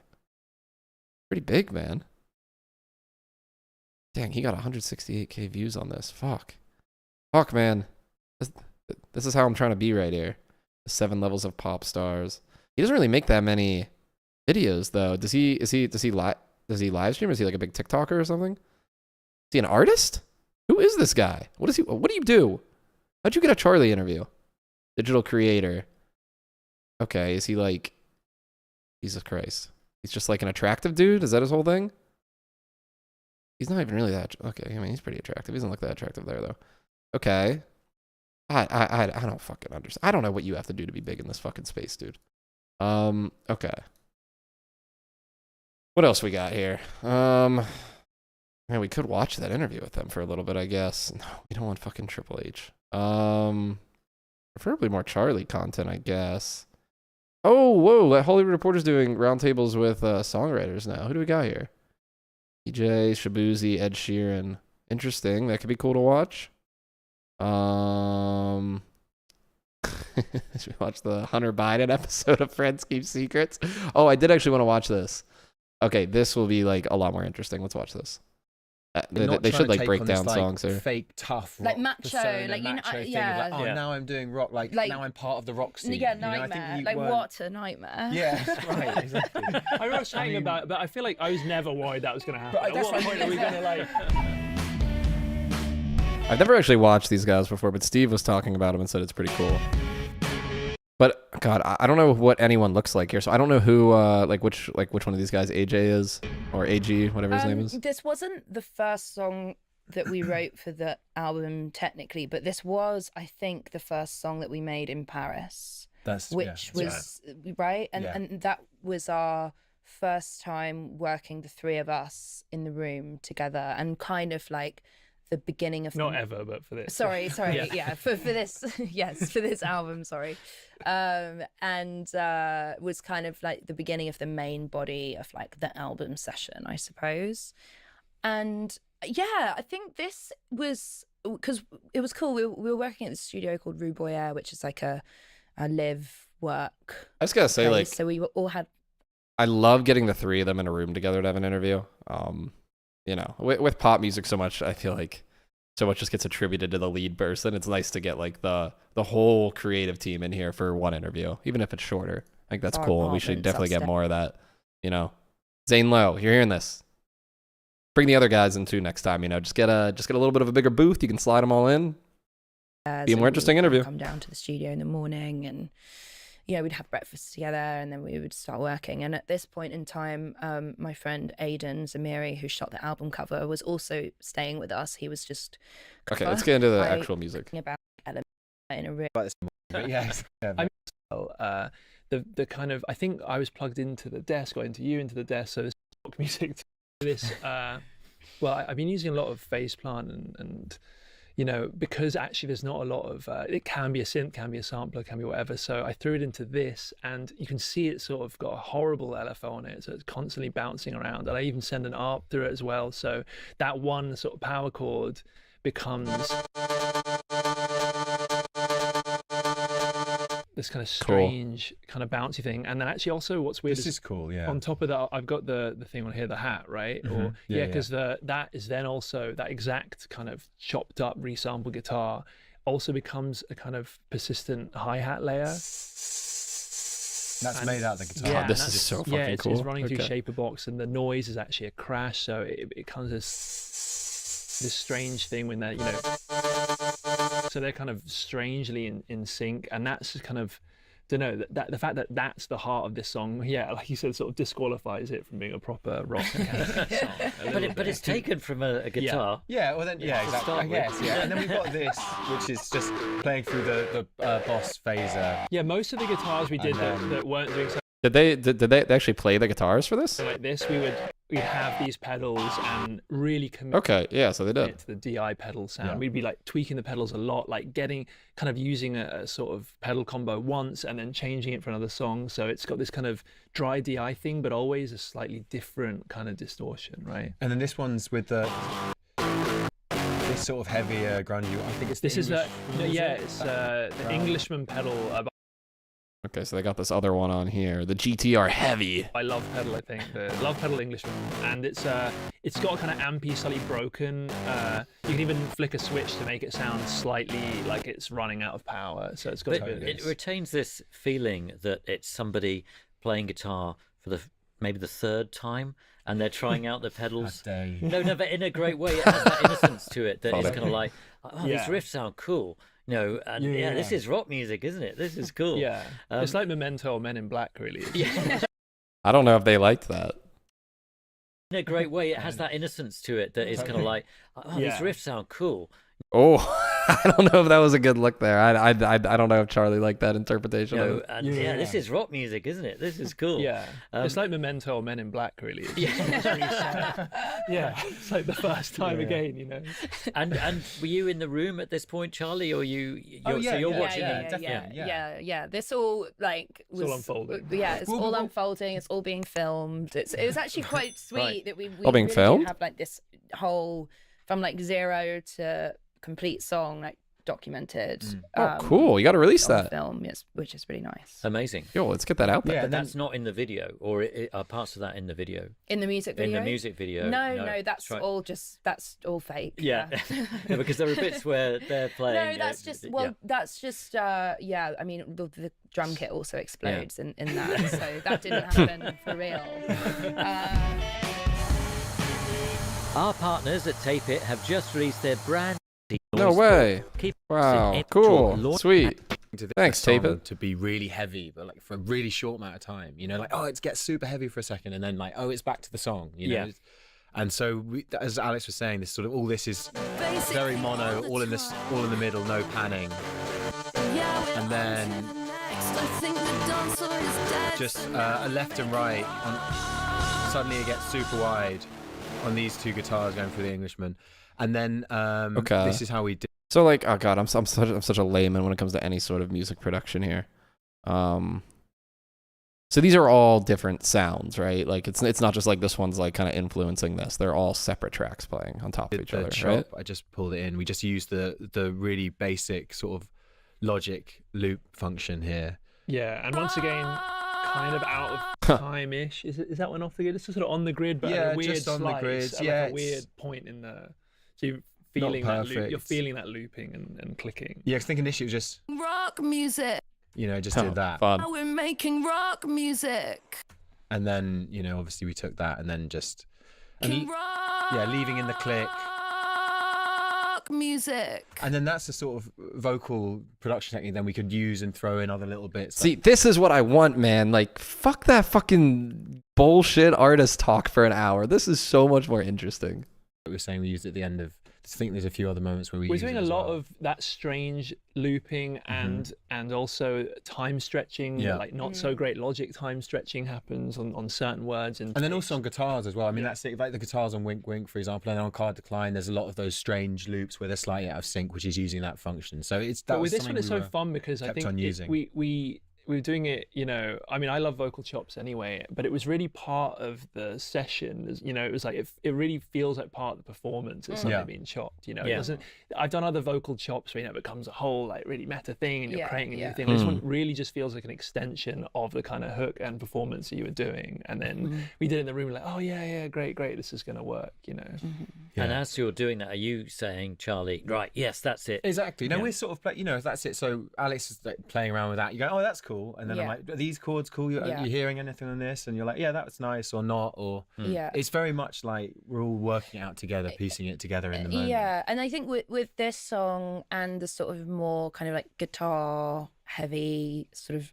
I guess, more overtly guitar heavy songs, there's always this conversation of like, okay, we want it to, we're not really thinking about like rock v not rock, but there is this thing about like not rocking out like too much that we, For 2 we seconds, you know, and then- it's like that was sort of like a personal rule that like was important to me, and I think kind of you guys kind of got on board with that a little bit. Like, I don't want to throw you under the bus for the rock fans out that's there, what I mean. Well, wait a but minute. I don't know. The there boys was just, wanted to like, a rock thing of, out. Like it couldn't like rock out too much, which is maybe perhaps why like Playboy Bunny, a B-side that we had, that was like almost on the record for like it was like going on and going off, and I think it went off for a few reasons, but like one of the Wait, we gotta reasons listen to maybe that it was track. just like rocking a bit hard. I think it's that Interesting. thing. I mean, you're talking about, exactly. You know what I mean? I know That exactly what you mean. track- I think we were talking about that as well. Is like not trying to take on this. Are the like, B-sides fake out? tough- I saw she made a post about it, but then I looked and I didn't see them anywhere. Is that a thing?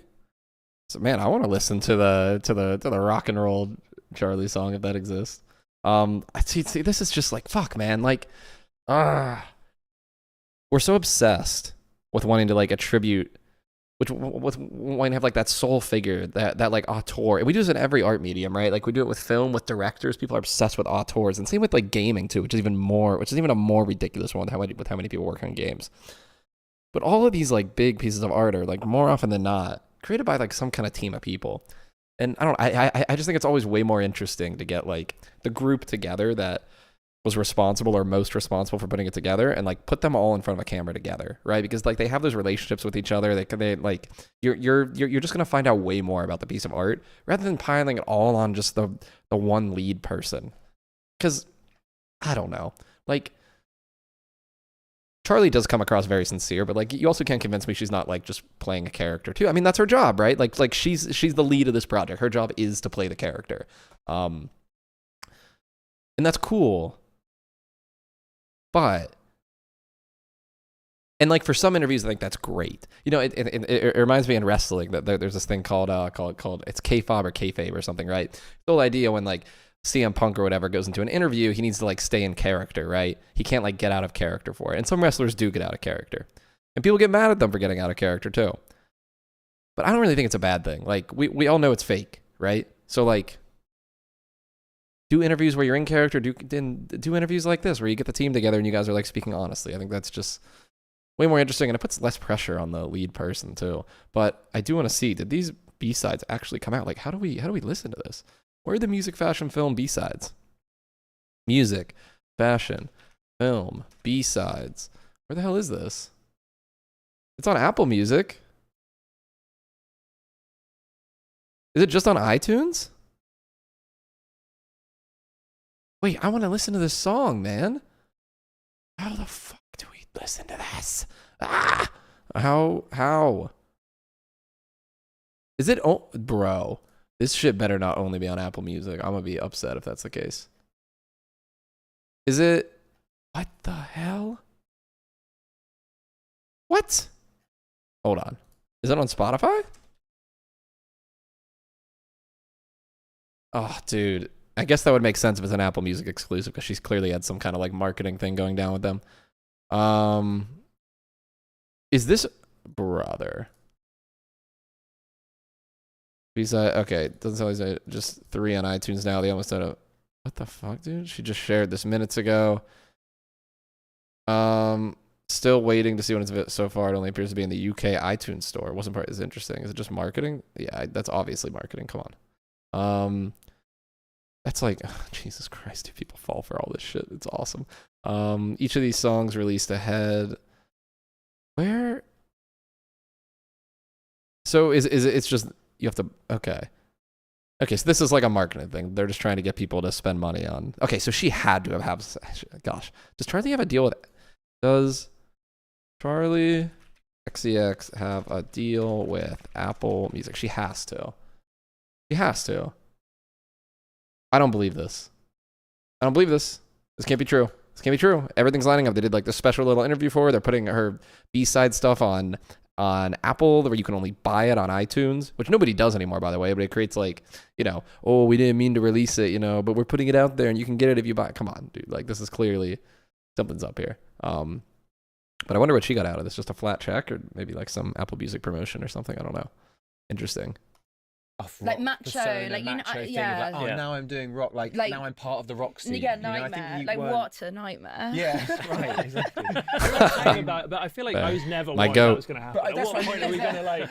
You never know. You never know. With you on drums, yeah, Alex, anything can exactly. happen, You were know? going It could pretty take hard off. there, like. But, You know. Is there anything else we should hear from the track? I'm trying to think. I mean, yeah, there's sort of nice details in the outro. Just sort of, I think, yeah, these sort of very crunched backing vocals sort of become a feature throughout the song, which is kind of cool. Like that. Like quite like. I mean, that's actually Butch Vig with this yeah. strange His steampunk plugin, which is slightly undermines our Scary. point. Yeah, But yeah. ignoring that, but that's kind of fun. Those kind of details coming in. Like that. And again, Altar Boy, isn't it? it's the altar boy and having those that's really cool. hard pans. Yeah, and also just to the slightly side. too loud in a nice way. Exactly. You know, that the sort of hierarchy of the mix is also playing with a game with. But that's also that's another thing that Tusk I think does really Yeah. well with another album we're talking about, which is just some stuff feeling way too loud, other stuff feeling really kind of too quiet and buried, and the confidence of that. And I think that's very reflective of the way that we write and work on stuff. You know, it's like those kind of decisions can stick in a way that hopefully retains its energy. And then again, just this final bit, we again using that altar boy, it becomes like the lead at the end and really pretty loud. You know, these BVs are now they're like which used to be just, Cool. you know, it's just that. Cool. And just distorted and just taken that little thing. And also, we're intentionally not cleaning it up too much either. Like all the extra artifacts created by Alter Boy in that setting, and then just like, you know, we might compress it a little bit for range, but we're leaning into all of that sort of extra dirt. And is it like digital dirt or is it like analog? It doesn't really matter, right? That's what's fun about it. Like it's I think a lot of other tracks tend to try and bring them all into like one world, you know. And this is like letting the parts stick out, you know. Yeah, and then we got this other just final guitar part. I mean, there's really no parts at all, but then it's just me sort of, I think Alex is sort of riding this cool reverb it's this unit. Chase Bliss like CXM reverb pedal. We have these huge kind These of guys were faders so on it, excited so to even play that actual kind of instruments on unstable, this. even This is But great. it's like, and I'm sort of like doing a very Cool. sort of harmonic pick sort of on it. Horrible. But yeah. It sort of has that sound where you kind of, again, you might like, you get a sort of messy note where some of them are clean and then other ones have this small harmonic. Yeah, that was real kicks messy. in when I don't quite hit the string right, and just kind of preserving all those kind of details. And the fun thing is, you know, because like I said, we're just recording it pedal to DI. We've done that decision in the room, like with Charli, and that's just locked now. That region, we're not going back and re-performing that. We're not going back and like, oh, like let's do a reverb shoot out of all of that. It just becomes the like fingerprint of that exact part of the song. you Cool. know? Totally. And then just the details of the synth and the second heavy drop is just like, we have this like, again, this really that's clear, interesting. this sort of white noise, which sort of works with the cymbals so well when they come in. How do they even like And, like, figure fills in that's that gonna sound? space. And then with that low one, just to give it. It's like one mini Moog and one MS-20. Wow. chord. Exactly, yeah. So then just all together. I think there is actually a bass. I kind of want to hear that all together because, like, man, it's so like you would never hear that sound in a million years. I don't think it would sound good in a song. Very pure. Damn. Not particularly exciting, but yeah. And then so all together. And, you Yeah. got the tuner plugin on as Got the well. tuner So plugin, we did do some exactly. tuning. So yeah, that's that. I kind of love that Charli just has like these two like kind of like fucking nerdy ass skinny white dudes that she's in the studio with making music. Like, this is great, man. It also just like humanizes the lead person so much, right? Because Charli's out, like, you know, we see her at her best all the time. You know, she's obviously really hot and whatnot. Not that these guys aren't attractive too. You know, they're attractive, but it's like they look more like normal people, which I think really like humanizes the lead in a major way. So yeah, more interviews with the whole team. Like, fucking like 13K views. That sucks. What a time to be alive and see great musicians breaking down their session files. Yeah, no, this is great. Yeah, they're fucking awesome, dude. Like, it's like seeing the Sistine Chapel being painted. Oh man, yeah, cool stuff, man. Great interview. I'm gonna subscribe to these guys. That was awesome. I would definitely watch more of them in the future. Oh, there's AJ Cook right here. Discover Superstar with AJ Cook. So he does stuff for a lot of different artists. Okay, so this guy's like pretty prolific. Interesting. What else we got? What time is it? All right, we got countdown to new music, to the new music hour. What do we got? We got 47 minutes. All right. I posted a couple things today. They did not do or I guess I posted one thing today. It did not do well though. I got into a fight with some guy in the comments though, so that's always fun. But let's just pop in here real quick and see how we're doing. 8:16. I feel like this shit fucking bombed. This bombed on YouTube and on TikTok, unfortunately. That's the way it goes though, I guess. And I wonder if it was because I was a little bit more negative at the start of this video than I have been in some other ones. I did get tied for the most comments though, which is nice. So I wonder if that kind of hurt. It did get 2 subscribers, which was good too. And actually the engagement was really good. It was just the I kind of shit on this one Rolling Stones song, so I wonder if that kind of like hurt it. But the engagement on this was actually, like the watch retention, whatever it's called on YouTube, was actually pretty decent. Actually, I don't know if I should play this because it has a song underneath it, and I don't want to get flagged on YouTube. Because I'm gonna stream on YouTube until 11, I think. Maybe. What else do we want to walk here? Fuckers interview for Pitchfork. Talk remixing marathon in New York's underground scene. Go watch that. We should probably just keep going with Charli though. I feel like we're on a good little Look at the little thing with Charli. Exclusive behind the scenes of Charli XCX camera music video. Is there anything? I mean, we already. Is this a different one they did? The song that changed how Charli looks at art in the session. Okay, maybe that's a different one we can watch. Face fluff at the gym. I was so pissed they posted this the other day. I thought it was a new Kendrick Lamar interview with Howard Stern. I almost lost my mind, but no, they just reposted an old one. Super lame. Okay, Charli XCX for fashion neurosis. Yeah, it's just like, I don't know, man. I'm just not, it's just so much more interesting when the whole team's there. Rather than just one person. What the fuck? AOC went on the majority report. Kill me, bro.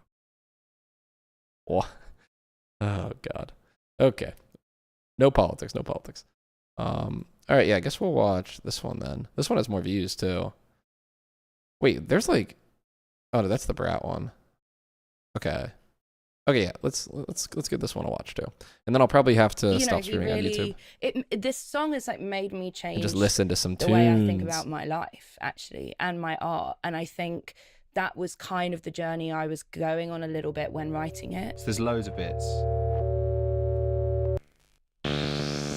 But just these Song that changed how Charli looks at... What song are they doing here? Did they say at the beginning? You know, he really... This song has like made me change the way I think about my life. Well, this is like a drum loop, but it's actually made out of pretty much all of those files. It's using this weird plugin called Concatenator, and you can see that we've loaded all these MS-20 phaser, Vermona, Prophet stuff.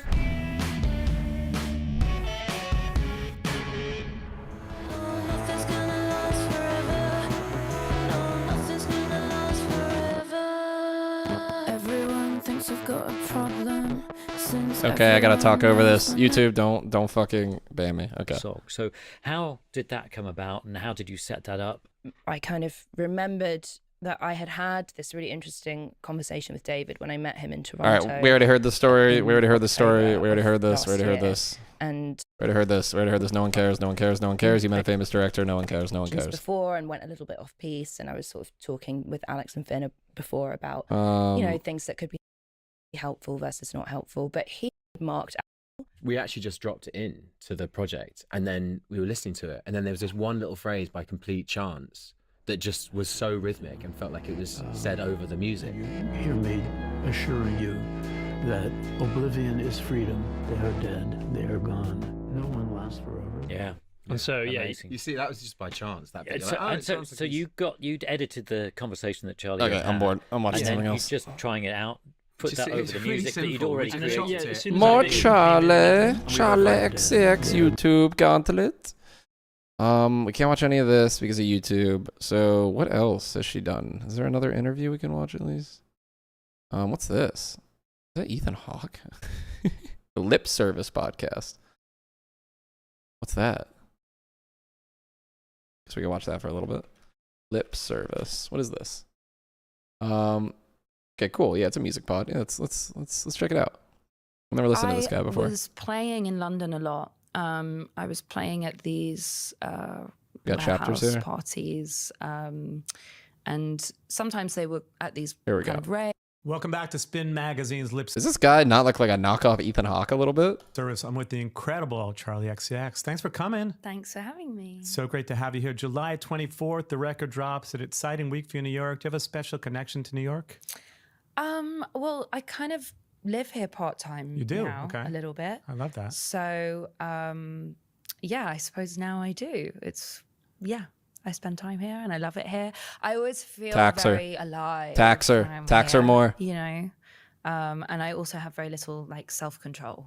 We were just talking about LA versus New York, where no one really walks in LA. Yeah. And there's that one, there's like Larchmont I was talking about that is It's like the conversation you have when you're awkward at a party and just meeting someone. a little bit walkable, but in New York, like there's so much energy here. And you just kind of teased out and announced these 2 shows, which is another very exciting thing. Mm-hmm. I think the Williamsburg Hall of Music, right? And that's all done through text. So like your fans get that text and then pretty incredible because normally you're playing like Barclays or pretty amazing. So that's exciting.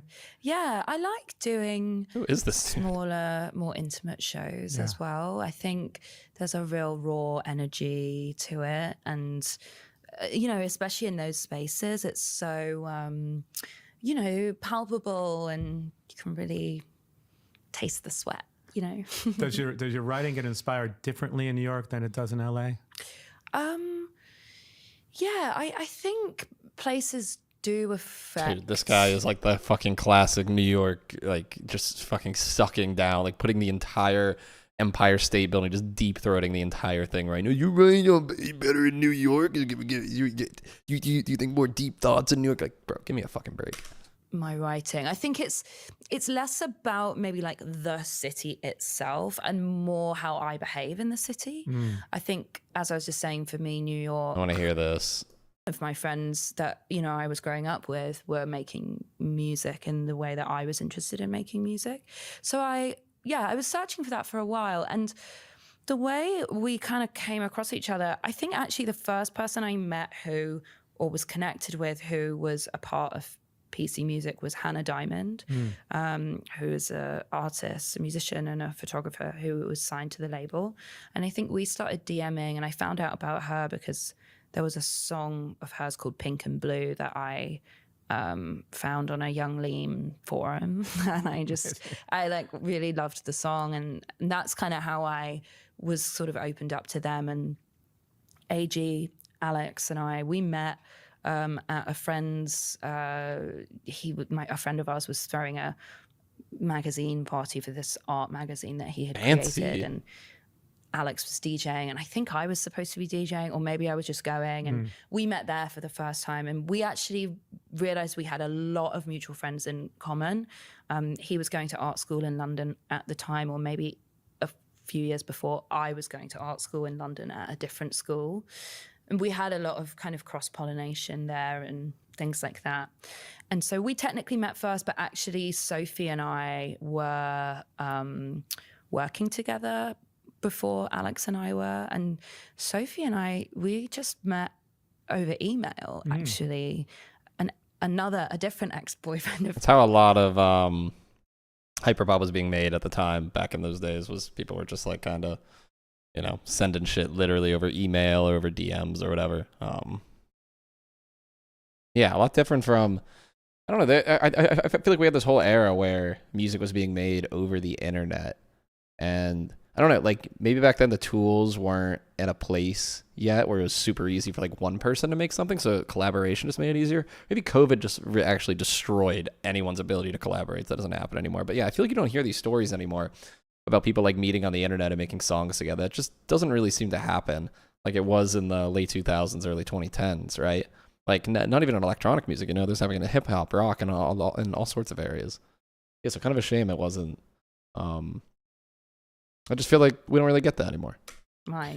Played me some of Sophie's songs on SoundCloud, and I was completely enthralled. I was just blown away and felt really connected to her music because I felt like she was doing and executing what I had been really attempting to try and do on my own, but unable to do, like with such class and I definitely got to listen to some Sophie. I mean, I know like the popular songs, but I've never like gone in on her discography. I feel like I definitely it's good. I feel like it's like pretty important. I should do that. Ease and sophistication, and you know, doing it in a way better way than I could ever imagined, in terms of production and things that she was doing. So yeah, we got connected over email, and then I asked her whether she would want to come to Sweden and work with me, and never thought she'd say yes, and she did, and she kind of just showed up at this house on like the outskirts of Stockholm, and we started writing together from then. Were there music and records that you were obsessed with at that point? Because you're 14 or 15 getting into music, but were there albums that you're like, this is what I want to do for a living? These are the finally records someone asked the real question that matters. You know, there were definitely albums I was obsessed with, but it's funny, I don't think I ever really was listening to music and thinking, I want to do that, or I want to make something that sounds like that. There were things that I was super inspired by and was really passionate about, but I never really, and I still don't really have that kind of brain chemistry. I don't listen to songs and think I want to make that song. And I don't know why. It was never that way for me. Apart from, I would say, maybe like early Uffy stuff like that. To me, it was just so fresh. I was like, oh my God, she's like the coolest person ever. Like, I would love to sound like that. And there is obviously so much influence in what she did with some of the things that I've done. I think like a big records for me when I was younger were Britney's Blackout. I knew it was going to be a Britney Spears record. Kate Bush's album, Essential World. That makes sense. What else? Probably, like Bread's greatest hits. I was going to say Bread. Right? Yeah. Now, would you put the Monkeys in there too, or they was not a band? That I mean, again, it was like my mum had the greatest hits CDs, Sure. so I'm not sure if That's that such a counts, mom. but yeah, That's such a mom thing to do. That was also what I feel like my mom also had like. She had like greatest hits like Fergie CDs and that sort of thing. It's funny how that's not really a thing anymore. Greatest hits albums, right? Because I guess that was probably just something that you bought. Like, I don't know, you're like checking out at Walmart or something, and you get like a Adele greatest hits album you can play in the car. I guess now that like streaming's a thing, right? You can just make a playlist with all the best songs. It's like sort of kind of completely pointless to release a greatest hits version nowadays. What a horrible idea, too. What the there's got to be some greatest hits albums that just sound so weird. Like none of the songs mesh with each other at all. But for a lot of people, that was like the primary way that I guess they consumed a lot of these artists. I'm kind of happy that's dead, though. It's sort of like you got to retain the sanctity of the album. You can't just be throwing all those songs on one CD like that. That's so chaotic. They would sometimes play Malcolm McLaren's Madame Butterfly. And I remember when I heard that record, I didn't quite get it to begin with. And then now, as I go back and revisit it, like as I get older, I find something new about that album all the time. And, he's such a sort of interesting guy anyways, but I thought what he was doing there, and I don't know, it's like a very interesting blend of all of these different things, which I find to be quite interesting. Well, at that time you start recording music for yourself too. Do you remember those first demos leading up to your record? You got a development deal first, I believe, right? I did. I only got a couple more minutes here. Development deal, terrible Anything deal. interesting? Being honest, As they normally are when you first get them, right? A terrible 5-album deal. Right. Read some comments here. Fave Charli XCX song? Charli XCX in her Lana Del Rey Brooklyn. Oh, you kill me, bro. Just finished the album and it was amazing. Okay. I actually do want to check out her subreddit. Like, what's going on here? Obviously, subreddit's just like glazed people, so I imagine people are probably pretty high on the album here, right? Is she serious about this or just messing with people? I rarely listen to records. People who know me know this very well about me. I mean, I don't, like, once again, I just don't think that's a very strange thing. I mean, if you know someone that engages heavily in like an artistic medium, I don't think that they, like, I think there's lots of people that don't, or sorry, let me rephrase that. I think there's lots of people that like create in a specific medium and they don't necessarily like engage with other art in that medium. I think that's like a relatively pretty normal thing. Yeah, exactly. Once again, this is a really strange thing to me, but no judgment. I really don't think it's that weird of a thing. AJ and Charli's relationship. Oh, this is cool. It's a great pick. Hell yeah. Having fun. I feel like such a LARPer. Why? I was doing a quiz for all. What the fuck? Okay. Okay, well, we can't do that because YouTube will ban us. Can't do that because YouTube will ban us. Okay, someone got B-sides on box. Anything about like the actual album and how the people like it? Anything? Maybe? The subreddit's kind of dead, isn't it? Okay, we got one here. 653 comments. I don't know how it's humanly possible to make an album more consistent than Brad is from start to finish. Pretty sure she did exactly that. Fucking generational. Jesus Christ, people stan artist weed so hard, man. I love Reddit. Why can't I sort comments? It's so annoying. Anything here of like actual? Oh, this guy got a -1 here. This album Wuthering Heights were disappointing. What happened to Crash Charlie? Brat Charlie? How I'm feeling now, Charlie? Now she's just making rock music. Hits as a BPD hoe. I don't think this is. I don't really. What? Why are? Christ, dude, I need to stop reading Reddit comments. They just make me irrationally angry. I don't know. Anyone have any unique take here? This person has 5 upvotes. For me, there was a Mystical Skip on the album. SS26, Credit Client Camera 2007, I'm afraid as well as Wink Wink are my top. That's 1 intro, 5 bangers. Also, why is everyone ignoring Wuthering Heights and sees the context of Straight Brit? Wuthering Heights feels like a preparation of this darker tone. Loved it too. Yeah, I mean, people forget about it, but it was an album made for a movie. Like, it's just like fundamentally, I think, always going to be seen as a little bit of a different thing. Like, I don't know if any artist has like I can't think of a single artist who made like, an album for a film and that's recognized as like one of their great albums. That doesn't really happen. I don't think so, at least. Right? Yeah, no. Definitely not. I don't know. Like, what are the most famous like movie albums? Notable albums written as film soundtracks. Yeah, let's see here. Like what? Air made an album? Okay. What did Mogwai do? Oh yeah, I guess the the Trent Reznor and Atticus Ross soundtracks are maybe those are some examples. Okay, Princess Purple Rain I don't think really counts though. It's like that album wasn't I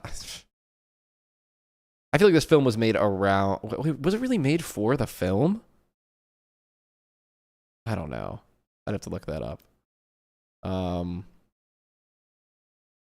Like some of these examples I feel like aren't really what I'm talking about. Like Magical Mystery Tour.